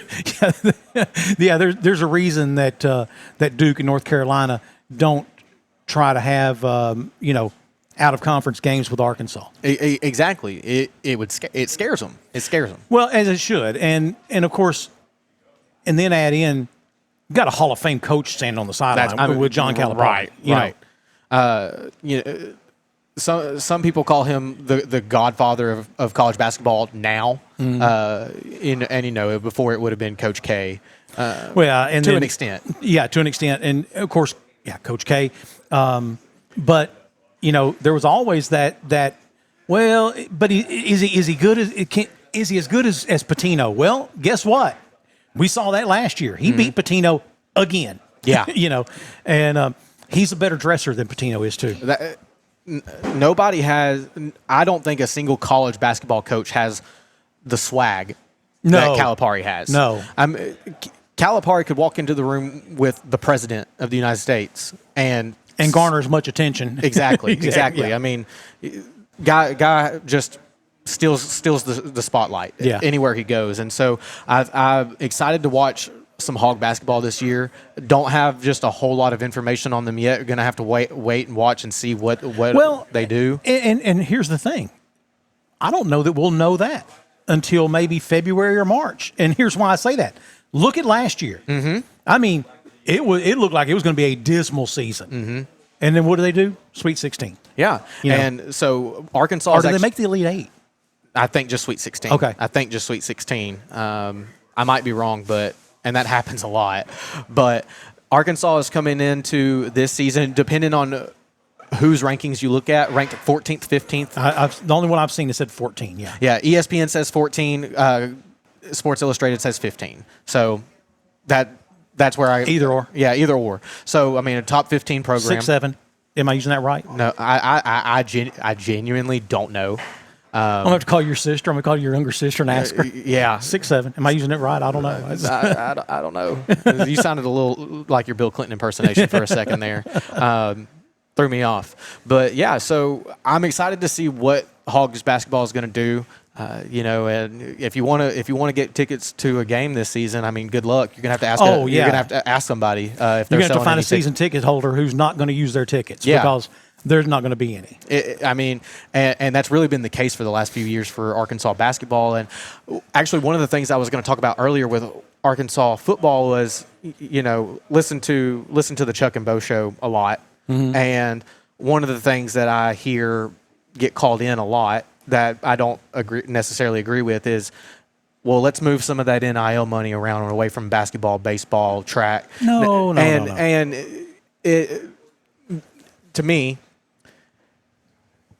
you can't take away enough money from the other programs to make Arkansas football competitive enough in NIL for it to be worth it. And Arkansas has done such a good job in all of their other you're talking about national title contenders in track and field, cross country, swimming, basketball, baseball, gymnastics, underwater basket. Anything else that Arkansas is doing, they're national championship contenders. Well, that's exactly right. So if you look at the rankings that Jax was just talking about, according to ESPN and Sports Illustrated, Arkansas is one of the 15 best college basketball programs in the United States before they've ever laced up their sneakers. Mm-hmm.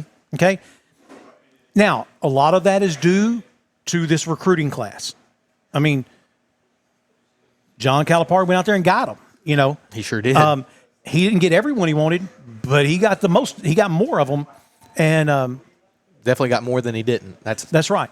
And so, but there's John Calipari, and the guy, he's not rattled. He does not. That's one thing. If there ever was a time for him to get rattled, it would have been last season when they were stinking it up. I mean, they couldn't win an SEC game, and they were making other teams look really good. They were padding stats for the other team, and he just doesn't get rattled, and that's the difference to me. That's where he's like, hey, it's gonna come together. Mm-hmm. And if you recall, you talk about listening to Chuck and Bo. I remember listening to Chuck and Bo last year. There were people calling for John to be fired. Which, how ignorant is that? Right. And so, yeah, I don't have really anything else to say about Hog basketball other than I'm excited for this season. I'm excited to see what they can do, and I just think that it's gonna be a good season. And I'm excited to see Calipari in year 2. Yes, I am as well. Now, before we went to the break, I told you I had this I wanted to talk about, and it's a 1 in a million or maybe even greater odds than that. Sewanee University, right? The University of the South. Mm-hmm. They are a Division III program. Okay. Recently, they were invited to the Chick-fil-A College Invitational Golf Tournament at Stonebridge Country Club in Georgia. And they have an A squad and a B squad. Guy by the name of Neil Phillips, who's a golfer, he's a sophomore on the B squad. Okay, he starts off the tournament yesterday on hole number 8, a par 3, 182 yards. Now, no one wants to start off on a long par 3. I don't care who you are. No. He steps up to the tee box. His first swing of the day drains a 6-iron for a hole-in-one. Okay? Phenomenal. Mm-hmm. Plays a complete round. Well, in these college invitationals, you play 36 holes the first day. So now he has to start round number 2 on number 8, the par 3, 182 yards.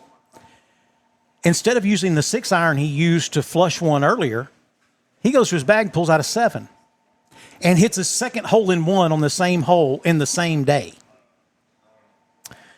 Did he buy a Powerball ticket? Did he go rob a bank? I mean, just come on. Like, I'm telling you, if I had that kind of luck, I'm flying to Vegas. Nobody here knows who I am anymore. You know what I'm saying? or they know exactly who I am. It's going to go one of two ways. So they asked him after the round, they're like, so his first round he shot an even par 72. Second round he shot a 71. They asked him after his second round, why did you go for a 7-iron after you had flushed a 6? He said, yeah, well, at 8 o'clock this morning it was drizzly and it was wet and it was a thick fog. He said, I hit a 195 shot. He said, but in the afternoon when I'm playing the second round, I don't need to hit a 195 shot. It'll be in the water. Mm-hmm. And he said, that's why I went back and got my 7. Talk about a mental game. Yes, very much so. So, I mean, yeah, I've often said things like that is like hitting a hole-in-one while riding the back of a unicorn and your caddy is a leprechaun. I mean, that's just unheard of. But to hit 2 holes in one on the same hole in the same day in 2 rounds, phenomenal. Yeah, phenomenal. So I wanted to do just a quick NFL talk. Let's take a break. Okay. We'll take a break. We'll talk a little bit of NFL. We'll also talk about the upcoming contest between the El Dorado Wildcats and the West Memphis Blue Devils. That game's coming up this Friday, so we'll talk about that all right after this on Off the Back Porch. Buying this boat was a total no-brainer. Okay, I get it. You say no-brainer and the guy with no brain shows up. I'm sorry, we met our new boat. For a new boat? You don't call me. You call State Farm. Like a good neighbor, State Farm is... There? I was gonna say that. He's right. Your State Farm agent can help you choose the right coverage for your new boat and your RV. It's kind of a no-brainer. Easy decision. All right. Like a good neighbor, State Farm is there. If you're born and raised in Arkansas, make some noise right now. You got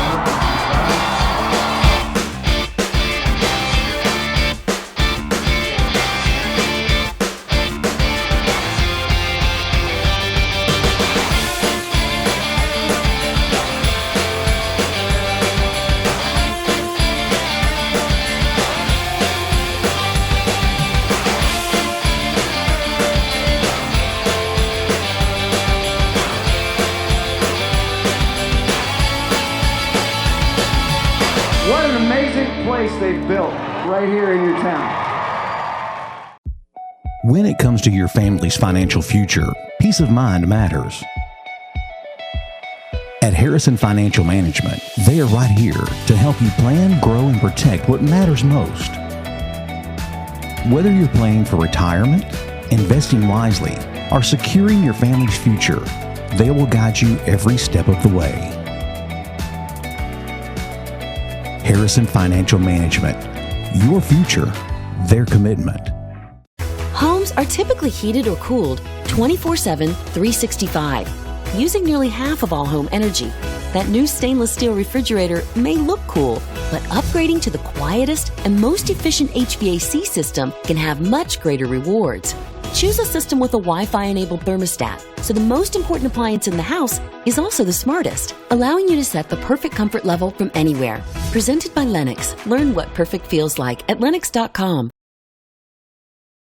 Hey, welcome back for more of Off the Back Porch with Sandy and Boomer without the Boomer, who will be back with us next week. But sitting in is my oldest son and the color commentator for the El Dorado Wildcats, Jax Sanford. Jax, thanks for being with us today. Just going to talk a little bit of NFL football. Yeah, just a little bit of NFL football. There are a million different people who are way smarter than me and have better followings than me that have way more nuanced opinions than I do.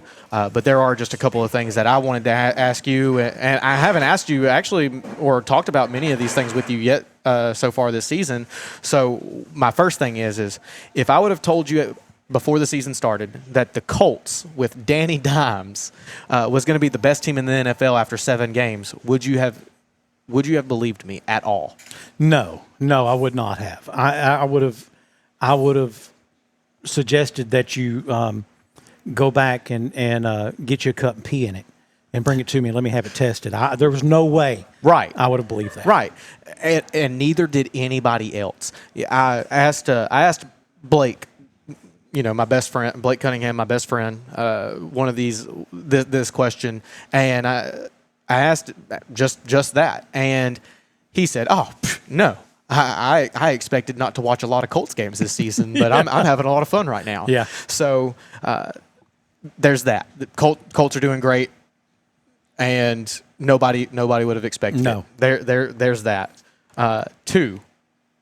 I'm just a Baker Mayfield guy. I've always liked Baker Mayfield, and I have too. Now, again, Baker's past sins have haunted him a little bit. Probably shouldn't have. He was a kid. I say a kid. He was an adult, but he was a college kid. But he didn't have enough foresight not to hurt himself. But I'm like you. If you like real football, if you like the purism of the game, you almost have to be a Baker Mayfield fan. Absolutely. And he really just got the shortest end of the stick with going to Cleveland and being put in the situation that he was put in, and then somebody's dad did a really good job at convincing everybody that Baker's not a good quarterback when really it was just a terrible system. And he was injured one season and didn't have the best season, and the Browns were like, yeah, get this guy out of here, making Browns decisions. Best thing for Baker that could have happened. Yes, absolutely. So then he goes to North Carolina and doesn't win the starting spot in North Carolina and is the backup behind Sam Darnold. Mm-hmm. And, I mean, look where North Carolina's at now. Again, making North Carolina decisions. And so then he gets an opportunity to go be the backup quarterback for the Rams, and he's got like what I think like somewhere between 6 and 10 day notice before he is starting in a game for the Rams, and leads a comeback win and revived his career. Mm-hmm. Because a lot of people were just ready to give up on him because these terrible franchises weren't managing him the right way. So then he gets a chance to go to the Rams. Rams ultimately, and that what he does with the Rams gives him the opportunity to go be the starting quarterback for the Buccaneers. And Baker just has that dog in him, as everyone likes to say. He just has that dog in him. One, he is never out of the game. I mean, it's almost like it is in a way, almost like having Tom Brady on the other side in the sense I get what you're saying, that he's really got that clutch factor of I'm going to come back and beat you and make sure that you know it. Mm-hmm. And just how vocal he is and the things that he does on the field, you know, maybe not to some people who want to keep the game pure, but for somebody like me who loves seeing the talk between players and loves seeing just that attitude that they have, love Baker. Well, here's what I like about Baker. He is a true NFL quarterback that's the only position he can play. Mm-hmm. Okay? He can't be a wide receiver. Mm-mm. He can't be a running back. Mm-mm. He can't be a tight end. Okay? He could be a punter. Maybe. I don't even know if he has that ability. But he is a true pocket passer in a league that seems to have moved away from true pocket passers, but is this is the danger of being a high draft pick. I say to this day, the greatest thing that ever happened to Aaron Rodgers was getting passed by all those teams and getting picked 27th or whatever it was by the Green Bay Packers. You know, the Packers, and they did what they had to do. I mean, you got Aaron Rodgers sitting on the board. They have to take him, right? Mm-hmm. Even though you have Brett Favre, you know, future Hall of Famer on your team, you have to take him. So that's the best thing ever happened to him, because I say this, if he got drafted by the Browns or had Aaron Rodgers been drafted by the Texans, his career would have long been over. Right. Long time ago. Right. And I think that, yeah, like with Aaron Rodgers, he walked into the perfect situation, taking over for Brett Favre. And now he had high expectations, taking over for Brett Favre.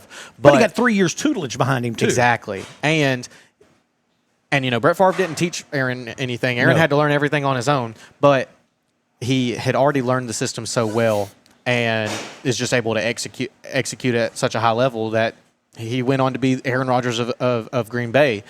You know, say what you want about his current play style, and I won't say anything about it. But, you know, that is what that is. And he's still one of the best 32 quarterbacks in the league. Mm-hmm. That's right. I'm going to tell you this. There's 15 teams out there right now that would take him. 100%. I mean, there was a reason why the Steelers hopped on him the way that they did. And actually talking about that, Justin Fields just got benched for the Jets, and the Jets are right now, they are an 0-17 contender, 100%. Mm-hmm. I mean, that the franchise, the team, it just looks like they have no idea what they're doing. It's trash. It is a dumpster fire. But the point that I really wanted to make is that right now, so far in the season, the Cowboys are 3-3, and I know you're the same way. I love rooting against the Cowboys. Nothing really brings me as much joy as rooting against the Cowboys. However, it's not as fun when they're a 500 team. What I really want is for the Cowboys to be a 10 to 12 win team. I'd like for them to go on a 10-game run right now. I'd like for them to win the next 10 straight. And I want to, do and don't want to hear about how it's their year. And then I want to watch them just get obliterated in the first round. Nothing brings me joy like watching the Cowboys choke in the first round. It's just I'm the same way. And it's nothing against the Cowboys per se. For me, it's not. It's y'all. You.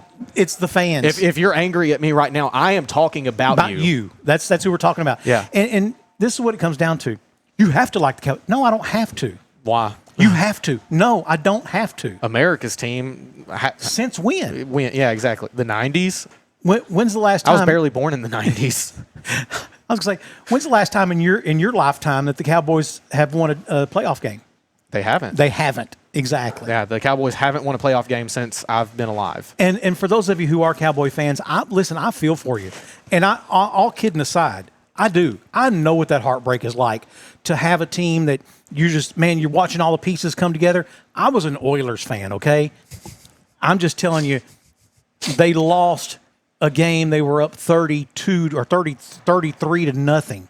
Well, to the Buffalo Bills in the AFC Championship game. And now circling the wagon, the Buffalo. Anyways, they lost so bad that they became the Titans. They ended up having to leave the state. Yeah, they got exiled.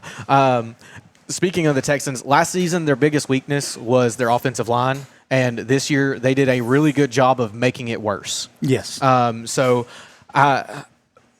I was really high on C.J. Stroud whenever they first drafted him. I still am. And I still am. However, he doesn't have the chance to develop into he's on, what is this, his third year? Yeah, so he's not getting the chance to develop into the quarterback that he could very well be because he doesn't get the chance to make progressions. He doesn't get any time in the pocket. He's running for his life every Sunday. And here's the other thing, and I've seen this happen hundreds of times. A first-year quarterback comes in the league and lights it up because they have no film on him. Right. But you give them a couple of years to study him, and I don't care who you are as an athlete, whether you're LeBron or Jordan or Peyton Manning or Drew Brees or whomever you are, you have tendencies. Mm-hmm. And if you're studying film, you watch and you spot those tendencies and you try to exploit them. And that's what happens to a quarterback, especially in that sophomore/junior season. And that's where he's at now. And again, he has absolutely no protection. And it's a shame because what's going to happen is he's going to probably finish out the season on the injured reserve, on the injured list. He's going to come back and finish next year and demand a trade, or they're going to figure out that they can't do anything with him, and they're going to tank for a couple more years. They're going to get another a really high first-round pick, and they're going to do the same thing to another great college quarterback. Exactly. It's really hard being a Texans fan, and it's hard to watch. It's hard to watch CJ go out there and absolutely give his best, and it's just not enough because his best doesn't have time to develop anything. And then my last talking point that I want to talk about on NFL, because again, there's so many people who are way smarter than me who talk NFL. Chiefs are 4-3. I hate them. I hope they go 4-13.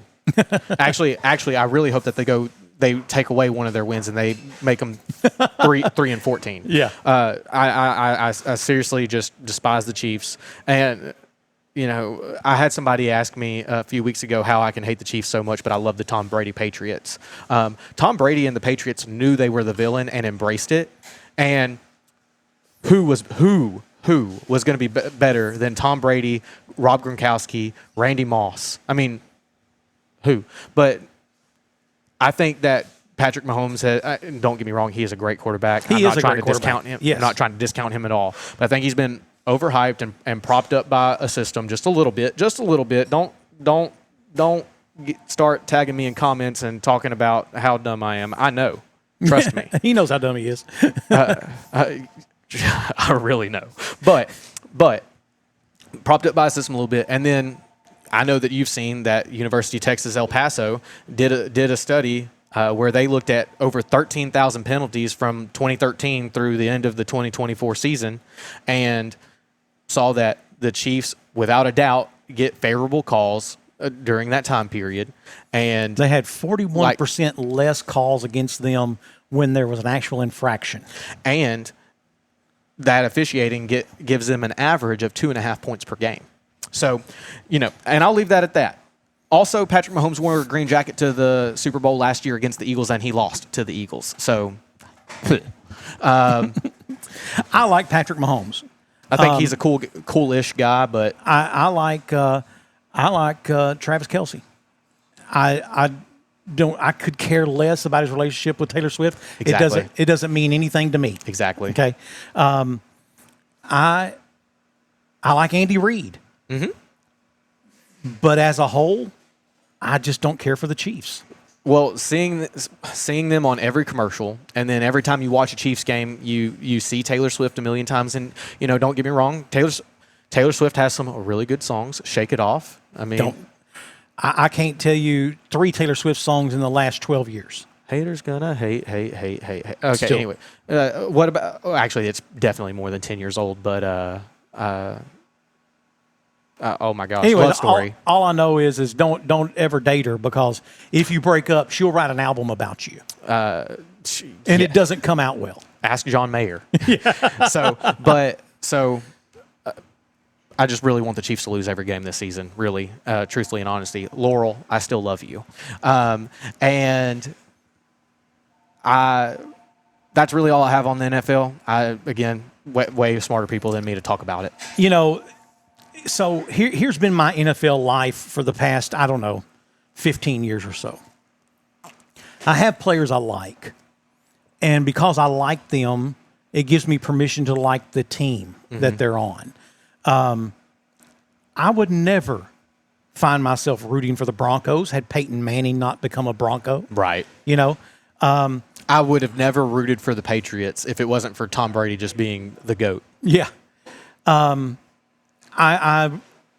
There are, and I think about it in the way of like how Peyton Manning played the game. Mm-hmm. To me, he played the game the right way. He played the game purely. He knew his limitations, and he was a Hall of Famer no matter what. Okay, but I think in his mind he knew he needed a second ring to quiet his critics. Mm-hmm. And I personally have never been a big Saints fan, but I liked Drew Brees. Right. And so it gave me permission to root for the Saints. Now, I said this back then when Peyton Manning was looking for a team. It's obvious he's leaving Indianapolis, right? Right. They had Luck coming in, whose dad, by the way, had been a quarterback for the Oilers back in the day. Who Pete Parks here in town. Pete Parks was a kicker for the Oilers when Oliver Luck was the quarterback. Really? I didn't know that. Yeah.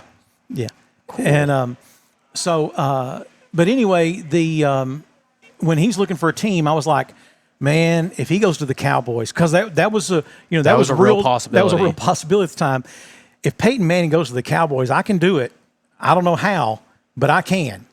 I can root for him because I'm going to root for Peyton Manning. You know, because I just liked him. Same thing with Brady. I've never liked Tampa Bay till Brady went down there. Right. And then I found myself rooting for him. And again, I think Brady had nothing to prove to anyone except that the question was, well, was it Brady or was it the system that won him all those championships? We've now learned it was Brady. It was Brady. It was not the system. It was definitely Brady. I mean, God bless Bill Belichick, but there was an old saying that defense wins championships, and it might have back in the day, but not anymore. Not in the NFL, not today. The rules have skewed so much to protect the offense. That's right. Really, you just have to have a high-powered. You have to have the fastest guy on the field. You have to have the best arm. You have to have the better quarterback, really, and you have to have the best pass protection. So you will probably only hear this twice in your entire life, and this is going to be one of them. Here's where I agree with Colin Cowherd on something, because I am not a Colin Cowherd fan. Here's where I agree with him on something. Colin Cowherd's going to tweet you in a little while. That's okay. That's fine. I'll tweet him back. It doesn't bother me. You need a top-tier quarterback. You don't have to have the best quarterback, but you need a top-tier quarterback, okay? Because who's to say who the best quarterback in the NFL is? Is it Josh Allen? Is it Patrick Mahomes? Is it Lamar? Question. I mean, of course, he's hurt. Well, yeah, but he's not a traditional quarterback, and so I can see why a lot of people want to discount him but because of the +1 backfield that he really adds. That's it. He's a Heisman winner. Yeah. Let's not take that away from him. Yeah. By the way, who was his coach when he won the Heisman? Bielema. Bobby P. Bobby P. Yeah. Bobby P. was his coach when he won the Heisman. But you need a top-tier quarterback, okay? So you're not going to get it done with a third-round quarterback. Who is a third-round quarterback, okay? You're not going to get it done with Shedeur Sanders. Right. I don't care what everyone out there says. If Shedeur Sanders was that good, he would be the starter. You're not going to get it done with Joe Flacco. No, but I was sure glad to see Joe win a game. I was too. I actually almost made it a bullet point where I was like, all I'm going to say is, wow, man, isn't it great seeing Joe Flacco play ball? But yeah, so you're not going to get it done, like you said, with the Sam Darnold. Although I like Sam Darnold. I think Sam Darnold's a good quarterback. He's not a top-tier quarterback. So to win a championship in the NFL, you need a top-level quarterback. Again, you need one of the top 7 or 8 quarterbacks in the league, which if you think about the top 8, that's the top 25%. Okay? You need a superstar, whether that's your quarterback or someone else on the team. You need a superstar, somebody that you can't afford to keep after their contract's up, okay? And you need a fantastic coach.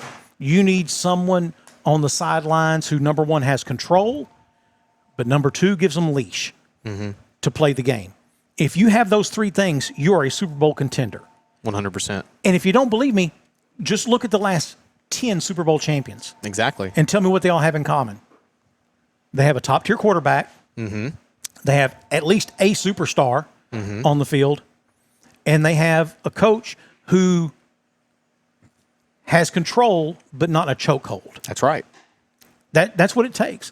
I mean, Eagles, Chiefs, Rams, Tampa Bay, all of them had all of those things. Jared Goff? Is that who the quarterback was? No, it was Sam Darnold. Jared Goff was the quarterback for the Rams, but they traded before that season happened. They literally just traded quarterbacks to Detroit. So Jared Goff became the quarterback for Detroit, and Sam Darnold became the quarterback for the Rams. Incidentally, there's another one, Detroit. For the longest time, I kept wondering how long is it going to be before they pull Detroit off of Thanksgiving Day games, because there's just been nothing to watch. They had been a poverty franchise for so long. But Dan Campbell shows up. Now they're playing football, man. They're took the Chiefs down to the wire a couple weeks ago. It's something to watch. They're playing some good football. So, but anyways, enough about the NFL. Let's talk a little bit about the El Dorado Wildcats. And love talking Wildcat. The Wildcats are in unfamiliar territory, and that is they've now lost 2 in a row, which had not happened up until then. They had 1 loss, and that was to a very good Little Rock Christian team. Very good. Who, by the way, is a 7A team and is going to be they're going to make a deep playoff run. Oh, 100%. And I'll just say the one thing about Little Rock Christian that stood out to me the most was their left tackle was 6'5", 375 pounds. And quick. and fast. So I mean, yeah, their quarterback he could do whatever he wanted. He had all day until the Sylvan Hills game. El Dorado had won every half since the second half of the first game. That's right. They had outscored their opponent every half since the second half of that first game. That's right. Until the Sylvan Hills game. Sylvan Hills, that hurry-up offense, there were things that were allowed on the field that should not have been allowed on the field. Now, whose responsibility was it to stop? That's for you to decide. I have my opinion. I'm going to keep to myself. That's one thing Boomer taught me. He said, hey, Sandy, they're called personal opinions because you're supposed to keep them to yourself. Yeah. In other words, don't tell me stupid crap I like think that. I learned that one through osmosis. Yeah, I knew him. Osmosis. Good friend of mine, man. Guy could hum a ball. Left-hander, but could hum a ball. Anyway, why that was allowed and how it was allowed to happen on the field, up for debate. But they ran into that buzzsaw, if you will. Of course, during that game against Sylvan Hills, you had two very questionable, costly penalties. And you had a holding 30 yards behind the play, which inexcusable. Inexcusable. I hold a AAA card, okay, for football officiating. I can say that. That was inexcusable. And also, Wildcats against Sylvan Hills only had the best player on their offense is J.J. Samuel, running back number 6 for the Wildcats.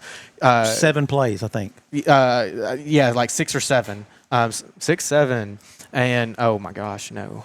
Anyways, so they didn't have one of their best players on offense. Yep. And J.J. Samuel is a powerhouse of a running back. He squats over 500 pounds. Yes.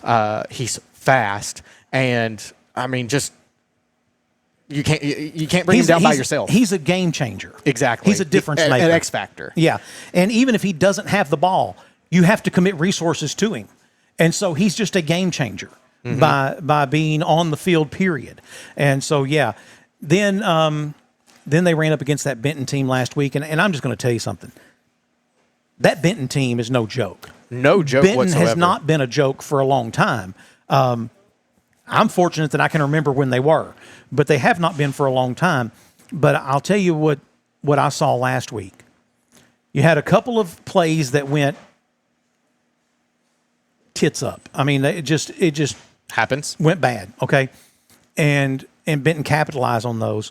And then once they started subbing players in and out, it was a foregone conclusion. And I think Benton put up maybe 3 touchdowns after they sub players in the fourth quarter, late in the game, and so the score wound up being 60-36, and it made it look like it was way more of a blowout than it truly was. But gotta put respect on Coach Harris and Coach Harris, yes. Father and son duo, coaching up in Benton. And I went to Washita with the younger of the Coach Harris's, Drew, and Drew is, I mean, again, when you talk about football IQ, he's up there. He's up there. And in fact, him and Lucas Reed, I actually would watch and listen to them talk about different schemes and different ways to look at what's going on the field to know, does it need to run through this gap or whatever's going on. And so, I mean, football IQ through the roof just between those two guys alone on the Benton staff. And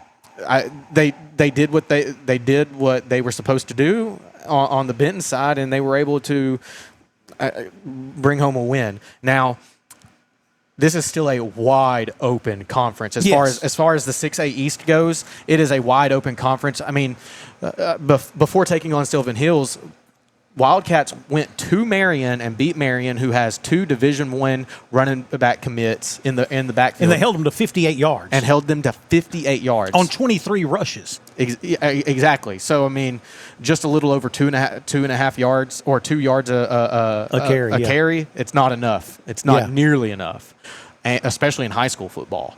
And so, and Marion actually gave Sylvan Hills their only loss so far this season. Mm-hmm. And Benton lost 40-35 against this Sylvan Hills team. So this is a wide open conference with a slew of possibilities. And now the 6A West, that is a different story. That's Greenwood. It's Greenwood every year, pretty much. Yeah, I mean, there are others. I mean, Shiloh, Siloam Springs, some of those, but it goes through Greenwood. But yeah, you're right. 6A East's open. So this week, El Dorado travels to West Memphis to take on the Blue Devils. Now the Blue Devils are 0-7, but don't let that fool you. No. And because I'm going to tell you something, it's still a very hostile environment to play, and you're also looking at a West Memphis team that there are young men on that team who remember what it was like to win, and they will get there. They're going to get there. They will. And so let's just hope it's not this week. Yeah, and so on 5th and Goal, hosted live Tuesday evening, 6 p.m., live from Mystic Creek at the Mystic Grill. Yesterday, talked to Coach Larry, the running backs and special teams coach for the Wildcats, and I asked him, how are you ensuring that none of the guys on your team are going to allow this to be a trap game? Yeah, a game where you should win, but ultimately you overlook them. Overlook them. Maybe like an LSU Vanderbilt situation, and so how are they ensuring that? And they said, well, one. This West Memphis team, they might be 0-7, but they are one of the most physical teams in the conference, and I don't doubt that one. Which, by the way, who was it? They took to the Marion. They took Marion. Yeah, down lost it in like the last 30 seconds by 3 points. Yeah, and so this isn't a slouch. This is not a slouch team. They've just had a rough go at it so far this season, but at any point. They've got the athletes, they've got the coaching staff where they can turn around and win 2 or 3, 4 games. They go on a run right now, make the playoffs. Exactly. I mean, and that's how wide open the conference still is with everybody beating each other. And I think ultimately this Friday, it's just going to come down to one, the Wildcats executing on offense.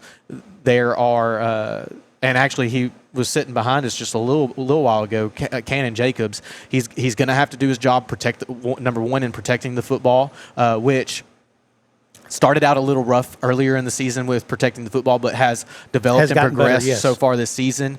And he's actually committed to UAM, not as a quarterback, but as a wide receiver. Yeah. And so he's going to have to do his job in just protecting the ball and making sure that they are marching forward on every set of downs. And then number two, the Wildcat defense is just going to have to continue to play their style and just fine-tune a few things. Yeah, well, let me just say this. There was nothing wrong with their defense. I'm honest when I say it. Their defense did exactly what their defense should have done in that game. Here, to me, was the difference in that Benton game. At one point, Benton's starting field position was their own 49-yard line. That's unacceptable. You can't do that and expect to win a game. I don't know what you have to do, but you've got to be able to kick the ball off. You cannot squib kick or try to onside it. We're not Shiloh, okay? We don't have to do that. Kick the ball off, go down there and pin them deep. Make them go the length of the field. Quit giving them half a field. To me, that was an issue that could have and should have been fixed right away. Right. And that's, I don't know, they've got the legs. I mean, we saw at the end of the game when they started kicking the ball off, guess what? We started pinning them back, at least inside the 30. And I didn't talk to Coach Larry specifically about that. The only thing that I can theorize, and again, this is out of my own brain, so please just keep that in mind. But keep squibbing it the way that they have helps prevent the big return. Well, it didn't last week, and that what I'm saying by that is they were squibbing it to the 30, and they were still running it back to the midfield stripe. You just gimmicks are gimmicks for a reason. They work occasionally. Yeah, you can't squib every kickoff. They're going to develop a system to get a solid chunk of yardage off of that, and especially with squibbing it to the 30, your guys are able.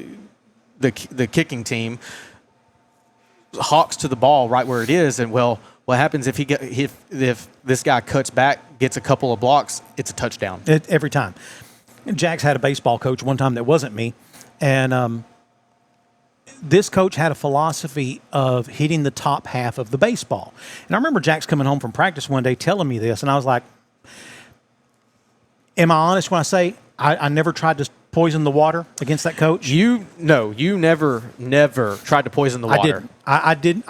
We just all knew. Yeah, well, I had an opinion. I didn't tell Jax. Now, my wife, she heard it a lot.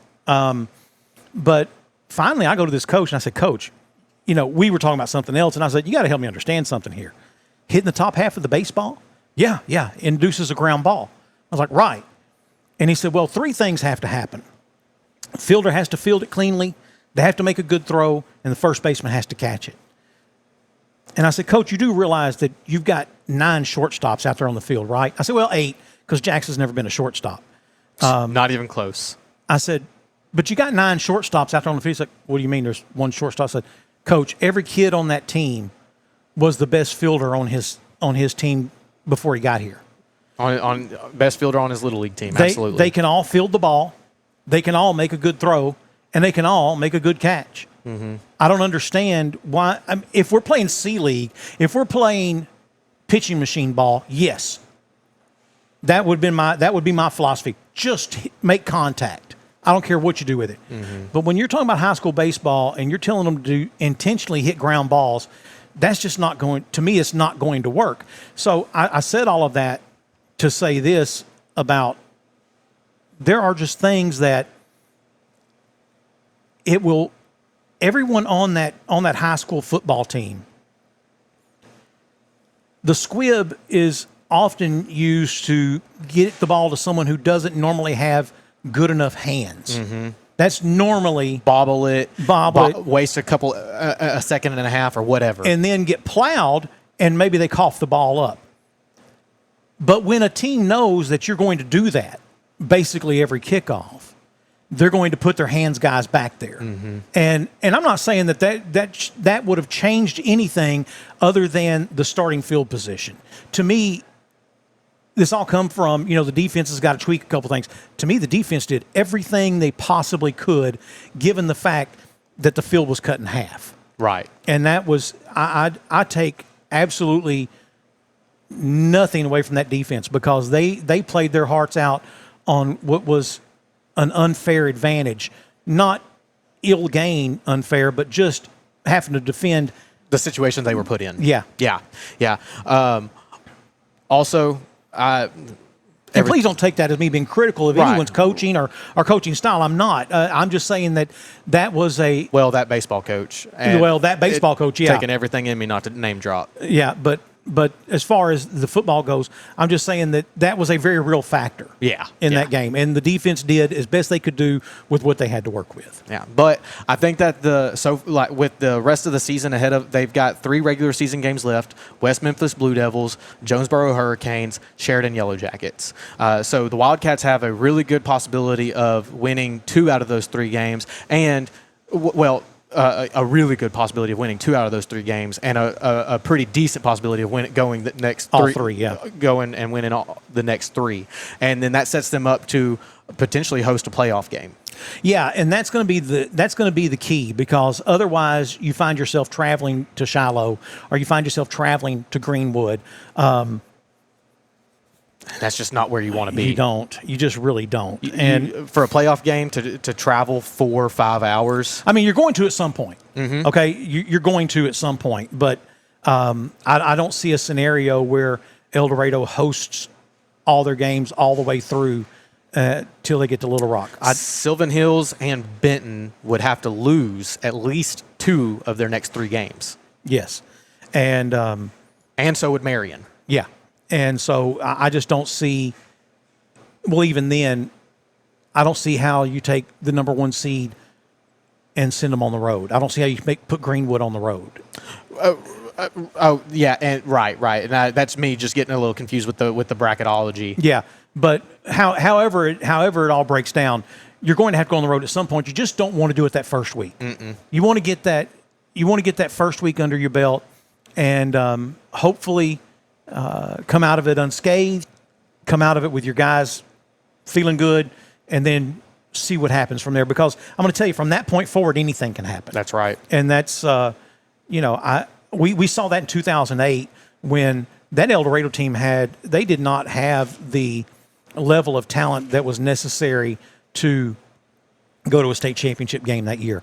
But they did. Mm-hmm. And they did because there were some unfortunate losses in the brackets outside. And it happens almost every year. It does. That year, if you recall, it was supposed to be West Memphis and Lake Hamilton. Mm-hmm. But West Memphis messed around and let Jonesboro beat them. Mm-hmm. And then we go to Jonesboro, where it was 16 degrees at kickoff.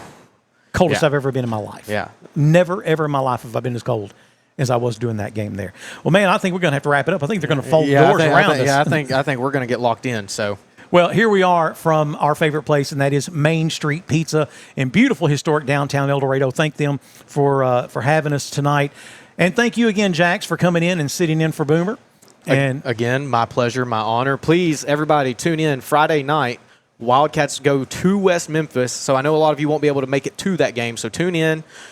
Pre-game show with the Jason Hardy pre-game show starts at 6:30, kickoff at 7, and it's going to be a great time. And special guest this week, Grant Merrill. Grant Merrill is going to be on play-by-play this week. He's going to join Jax in the booth to do play-by-play this week. So that's going to be exciting. Grant is, in my mind, one of the premier play-by-play callers. Mm-hmm. He's only been doing it almost his entire life. I mean, I think he was like 11 when he started calling games. Seriously, he was a kid when he started calling games, and so he's really good. You'll enjoy him, and I think you'll enjoy him and Jax together. That's going to be a great game. So until then, hey, we thank you for tuning in. Thank you to our sponsors. Have a great week. God bless. With a history of being the voices you trust, this is Off the Back Porch.